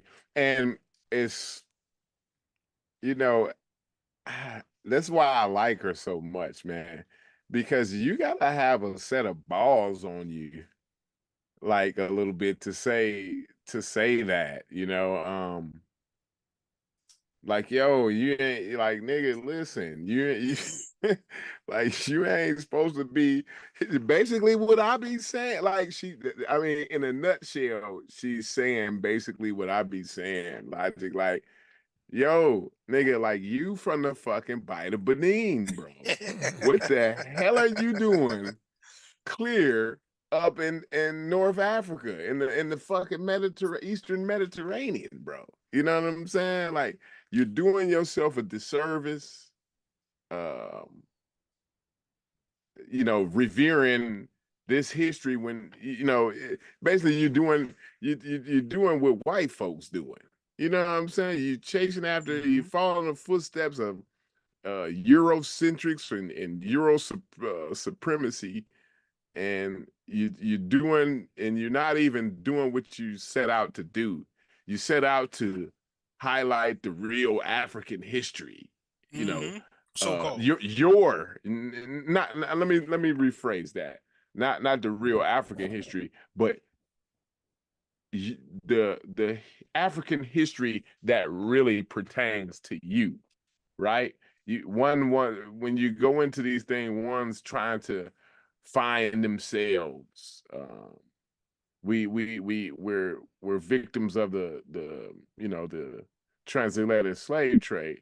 So, a lot of people will say, well, I want to get back and to Africa. I want to look back on my roots, But if you clear up in the Mediterranean, you're not looking back on your roots. You know what I'm saying? So yeah, I appreciate that. And like I said, I think she got to have a pair of balls to say that. You know what I mean? That's pretty ballsy of her. Let me read this. You won't This say is about crazy. this, yo. Let me read this. This is crazy. She says, extreme Afrocentrists prevent students from learning about real ancient African civilizations.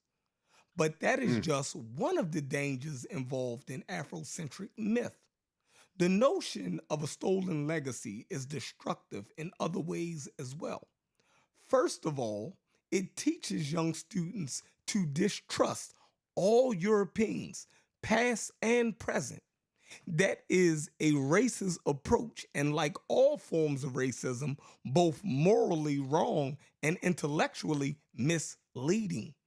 Are all Europeans alike? She questioned. Are they one single race and all Africans another? She questioned. Anyone who has so much a glance at a map, and Corey got a map behind him, realizes that neither European nor Africa is composed of one ethnicity or nation. Another limitation of Afrocentric history is that while listen to this, y'all, Pretending. while pretending to be scholarly, it is often completely unscientific. All right? As we have seen, there is little or no historical substance to many of the Afrocentrics' most striking claims about the ancient world. There is no evidence that Socrates, Hannibal, and Cleopatra had African ancestors. Did y'all hear that? Socrates, Hannibal, and Cleopatra. There is no evidence that they had African ancestors. Let that shit go. All right. There is no archaeological data to support the notion that Egyptians migrated to Greece during the second millennia BC. Before that, there is no reason to think that Greek religious practices originated in Egypt. Even if the Greek philosophers actually went to Egypt, they did not steal their philosophy during their visits there. The important Egyptian religious texts share only a few general canonical writings, most of which can be found in the religious works of other ancient Mediterranean peoples. Why? Because they were all Mediterranean people.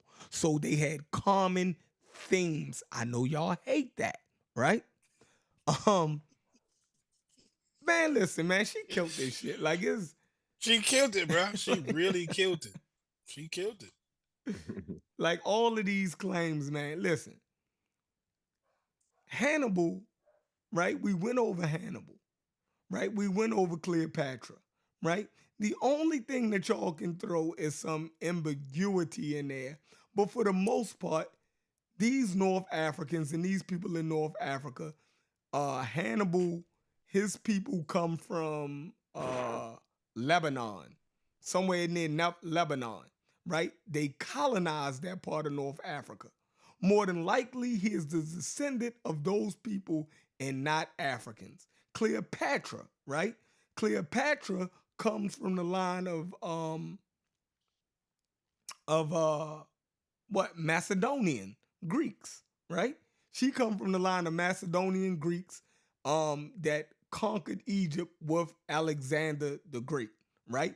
And he put puppet kings to rule over Egypt. Her family is descended from those Macedonians, which are Greeks. We have no evidence of her having any African ancestry. Y'all can let that shit go, right? You don't have the evidence to support most of y'all claims, right? That's what she's saying. Go ahead, y'all. You still reading that? No, no, I'm good. Well, uh, my pages don't line up with y'all. I'm in the conclusion 193. Y'all ain't somehow my pages don't line up with y'all. But it says university administrators ought to ask whether we need courses in flat earth theory Uh, or or Afrocentric ancient history, even if someone is prepared to teach them. Ideally, those discussions should take place within departments. But in most universities, academic deans and curriculum committees also have the authority to ask why. Why should we be teaching classes like that, right? mhm. Right? Uh, to ask why a course needs to be offered, right? Uh, and to request an explanation of why instructors choose to ignore and or suppress evidence. At the very least, we could insist that the department provide accurate descriptions of such courses in the catalog. So, like, listen, if you get listen, if we teaching Afrocentricity, right, you gotta put it in the right catalog. You can't put it in history. Right. You see what I'm saying? And then you can't be mad because you're not. You teaching Afrocentricity, and it's not in the history. It's in the art department or something. I don't know. Where would you put it? I don't know what catalog you would put It's that in. political. It's a Is political. I It's a don't even know political because conversation. even in political science, right?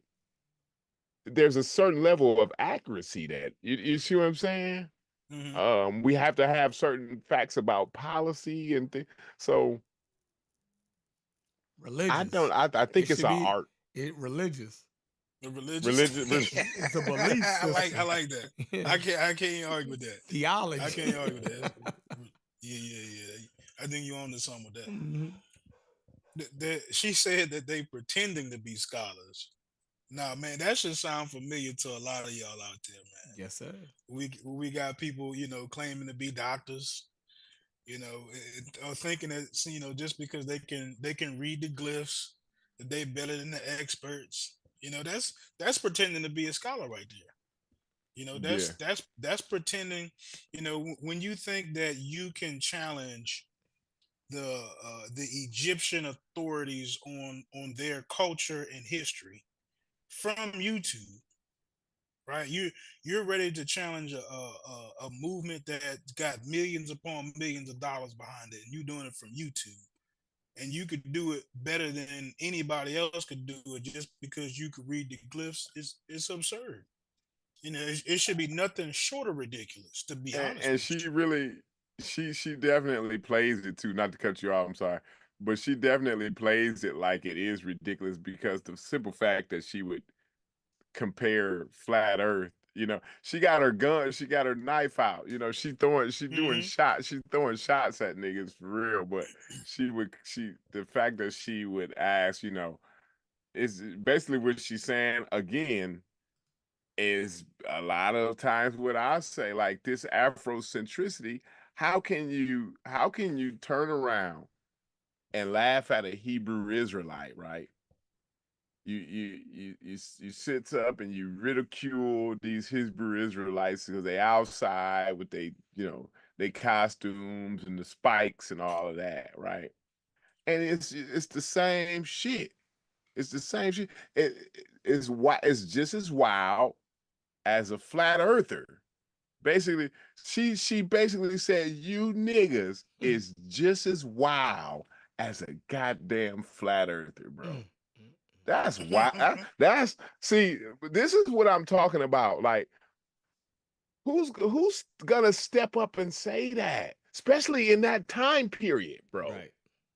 You know what I'm saying? Like, I'm like, I'm more like, yo, she put herself in a position, where she damn near like y'all said. You said, Sheffrin, it should be in the catalog of religion, right? she put herself in a position where she's messing with these people's beliefs. Yes, sir. You know what I mean? You can get hurt over your beliefs, bro. Yes, sir. So, hats off to Mary Lethowich, man. Stood up to the misinformation, man. I like I said, she in my top 10 heroes of all time. I appreciate her contribution, definitely. She had black students, young black students' interests at heart. At heart. She had that, and really that was what she was speaking of, right? She wanted them to get a quality education. She felt as though that Afrocentrism and that shit that they was teaching wasn't good. It wasn't worth them. Come on, bro. Like, you actually teaching this? Like, come on, yo. Like, that's crazy. Yeah. So in the university. She stood up, right? She stood up. So I give her credit for that, right? Man, I like the way this show went, man. I don't think we should pull nobody up, man. We can't even hear you, Corey. Yeah, y'all can start a new Zoom, but I want this one to be clean. Yeah, this was clean. You know what I mean? This was clean. No, we ain't got to argue over this. We ain't even arguing over this one. Yeah, no, you know what? This is a good Monday. This we gonna come and do a panel tomorrow, or I'd say tomorrow. Yeah. And we talk about it, man. So they beat us up. I see the Shard in there, and I saw a couple other people in there that said a few things. Somebody said I must be from Mississippi. Patah said that nigga got to be from Mississippi, man. You know what I mean? I know where you're going with that. I felt that. You hit me. You hit me with the shot, bro. I'm hurt. I'm bleeding, bro. That's cold-blooded that you did that to me. But y'all can bludgeon us to death about this tomorrow, but tonight we want to keep this clean. Yeah, we want to keep this clean. We want to keep this one clean, man. Like, I feel as though Hawass, he gets ridiculed from the Egyptomania or the Black Egypt side, because he don't buy it, not one bit. He's an Egyptian, right? And he's an Egyptologist, one of the foremost Egyptologists in the world. And he don't buy what y'all putting down. He gives y'all no grounds.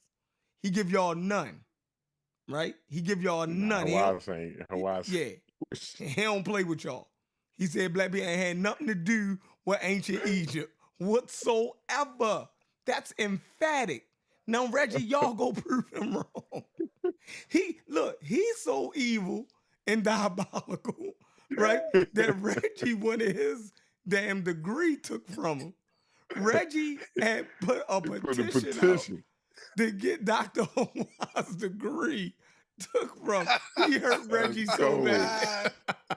That's crazy, man. yo. I wonder who he was gonna mail that to once he got all the signatures. I don't know. I want to look at every name that signed it, because to the United Nations. He was just gonna mail it to him.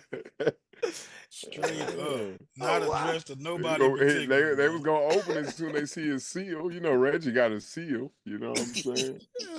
That's crazy. Reggie said, man, I'm getting your degree took from him. That boy,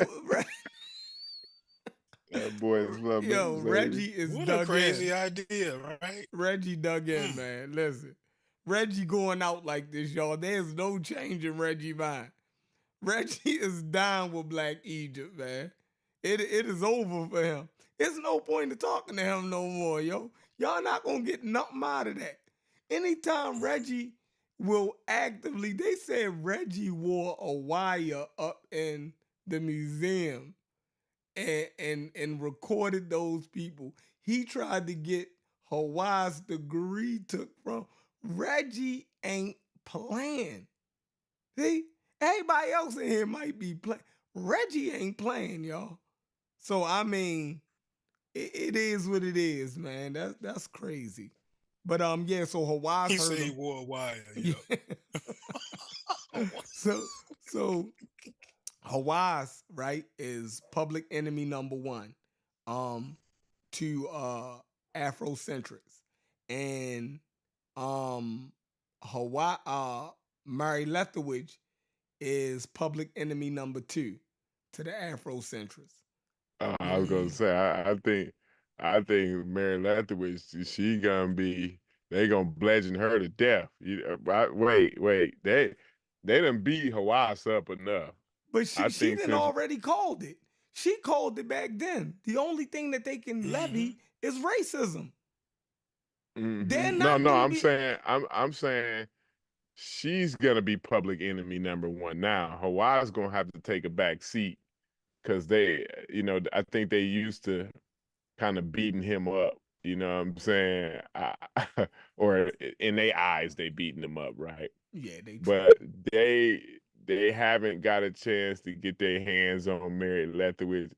I think they gonna go diabolical on her. You know what I'm saying? They gonna take this lady through the ringer, right?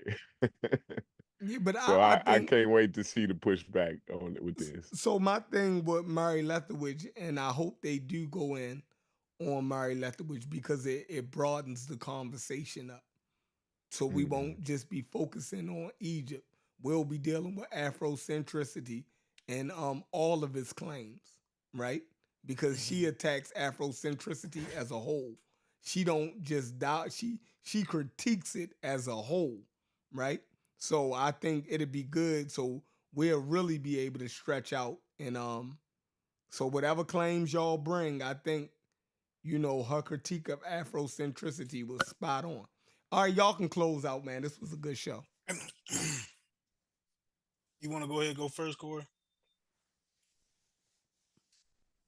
When am I going first? You said I was we closing out. I'll close now. I definitely appreciate everybody who came out. We only do it for the ones in the chat. That's why we do it. At least that's why I do it, man. I do it for the ones that come through and watch for the chat. Hopefully, man, uh, y'all write down some things tomorrow that y'all really, or take some clips of this and bring it to the table tomorrow. I wanna see y'all kind of beat us up on this one, right? Show us that we was wild as hell, and Afrocentrism is the way to go. You know what I'm saying? But I appreciate. I want to say shout out to Try Media. Um, they woke a beast up over here. We going, we getting real dynamic. We got a lot of directions we gonna go.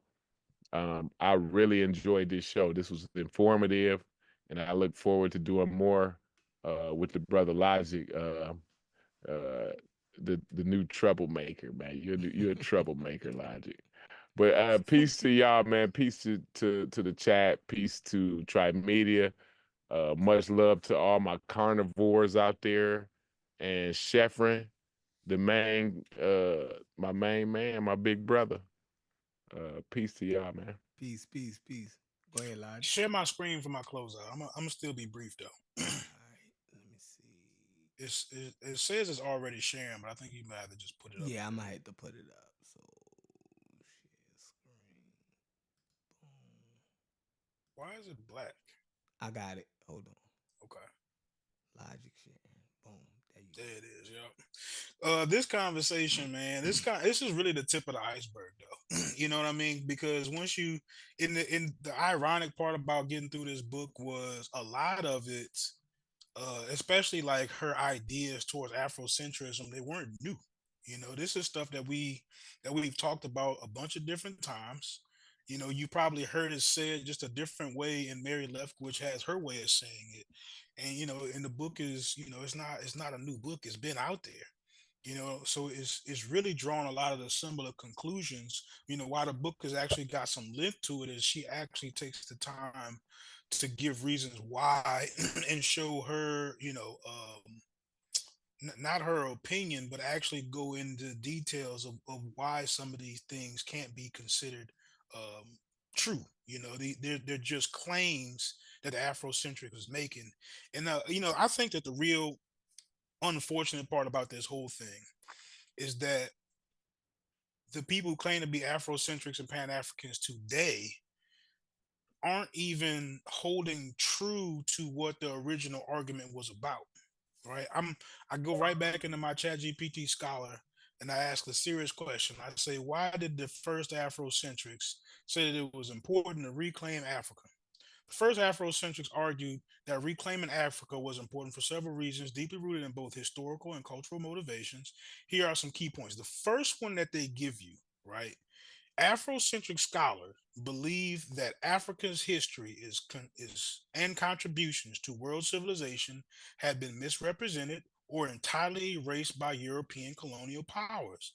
They sought to correct these historical distortions by highlighting Africa's rich cultural and intellectual heritage, including the civilizations of Egypt, Nubia, Mali, which had been downplayed in Western historical narratives. Now, where in there did they say the word black?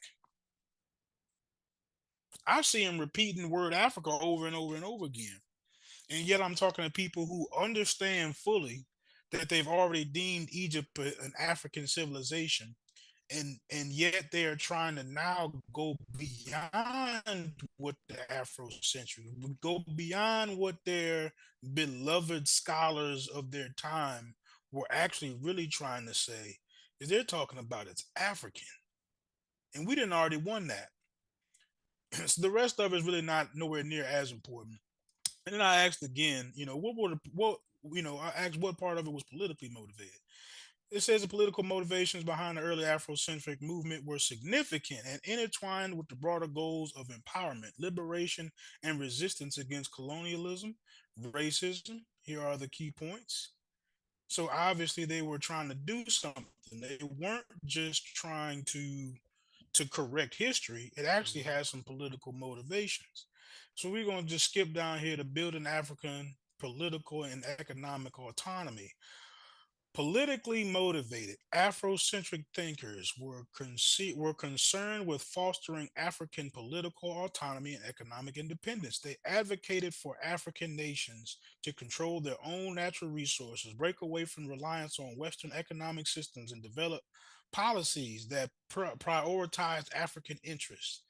This was seen as an essential to building a strong, united Africa capable of competing on the global stage without the dependence on former colonial powers.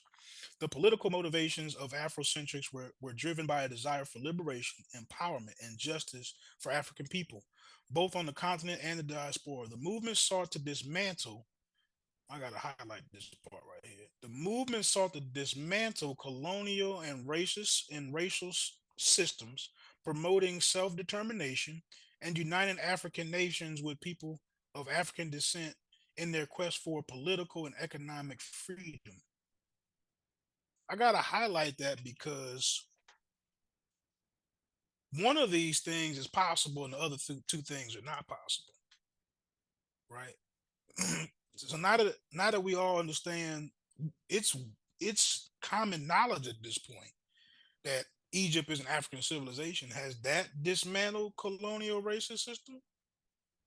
Has that united African nations and people of the African descent in their quest for political and economic freedom? Has it done any of that? So they were looking to establish it, and this what their movement is actually about, which is a part of why Mary is talking about it's actually dangerous because this is how it promotes itself. It's claiming that it can do these things. In essence, Afrocentrism was both a cultural and political tool for challenging oppression and building a new future rooted in African pride and autonomy. I think it kind of speaks for itself, man. When I read that, I I have to go back to this again. It sounds like a pipe dream, because right now the Africanness of ancient Egypt is not in question anymore, and yet and still it has not dismantled colonial and racist powers, and yet and still it has not united African nations or people of the diaspora. That's my closeout. And that's why, to me, Afrocentrism is a fantasy and disappointing. And with that being said, a bit of a, I'd say I might give it a little bit of a waste of time in 2024. I'm gonna go that far. I'm done. Okay. All right, fellas. Man, we had a show. Hopefully we come back tomorrow. And we'll open it up for y'all to challenge the position or add on. But we're gonna leave this one short and sweet. I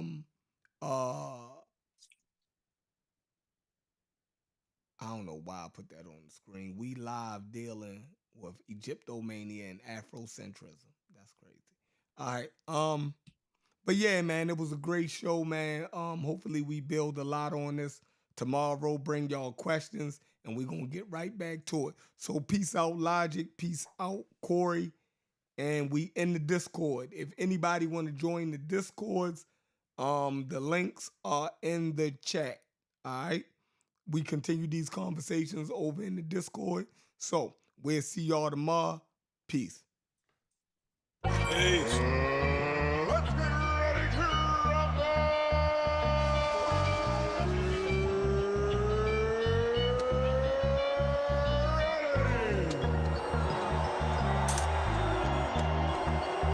With the thousands in attendance and the millions watching around the world.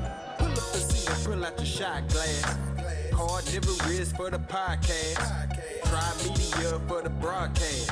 Straight up balling out on they fraud ass. The coalition of bitches, they talk trash. On the mission to fit in your soft ass. Rolling green and clubbing this golf class. Loaded lust couldn't say they lost ass. The conscious community streets is all sad. Niggas be thinking they heat, they all last. Be conscious of all the sand in the hourglass. Be humble when be prepared when the power pass. Old and young niggas, we all class. Ideology different, we move the ball fast. Yeah, these chickens is out of season, we haul ass. There's a reason we undefeated, it's all fast. Pull up a seat, pull out a shot glass. Carnivorous for the podcast. Try media for the broadcast. Straight up all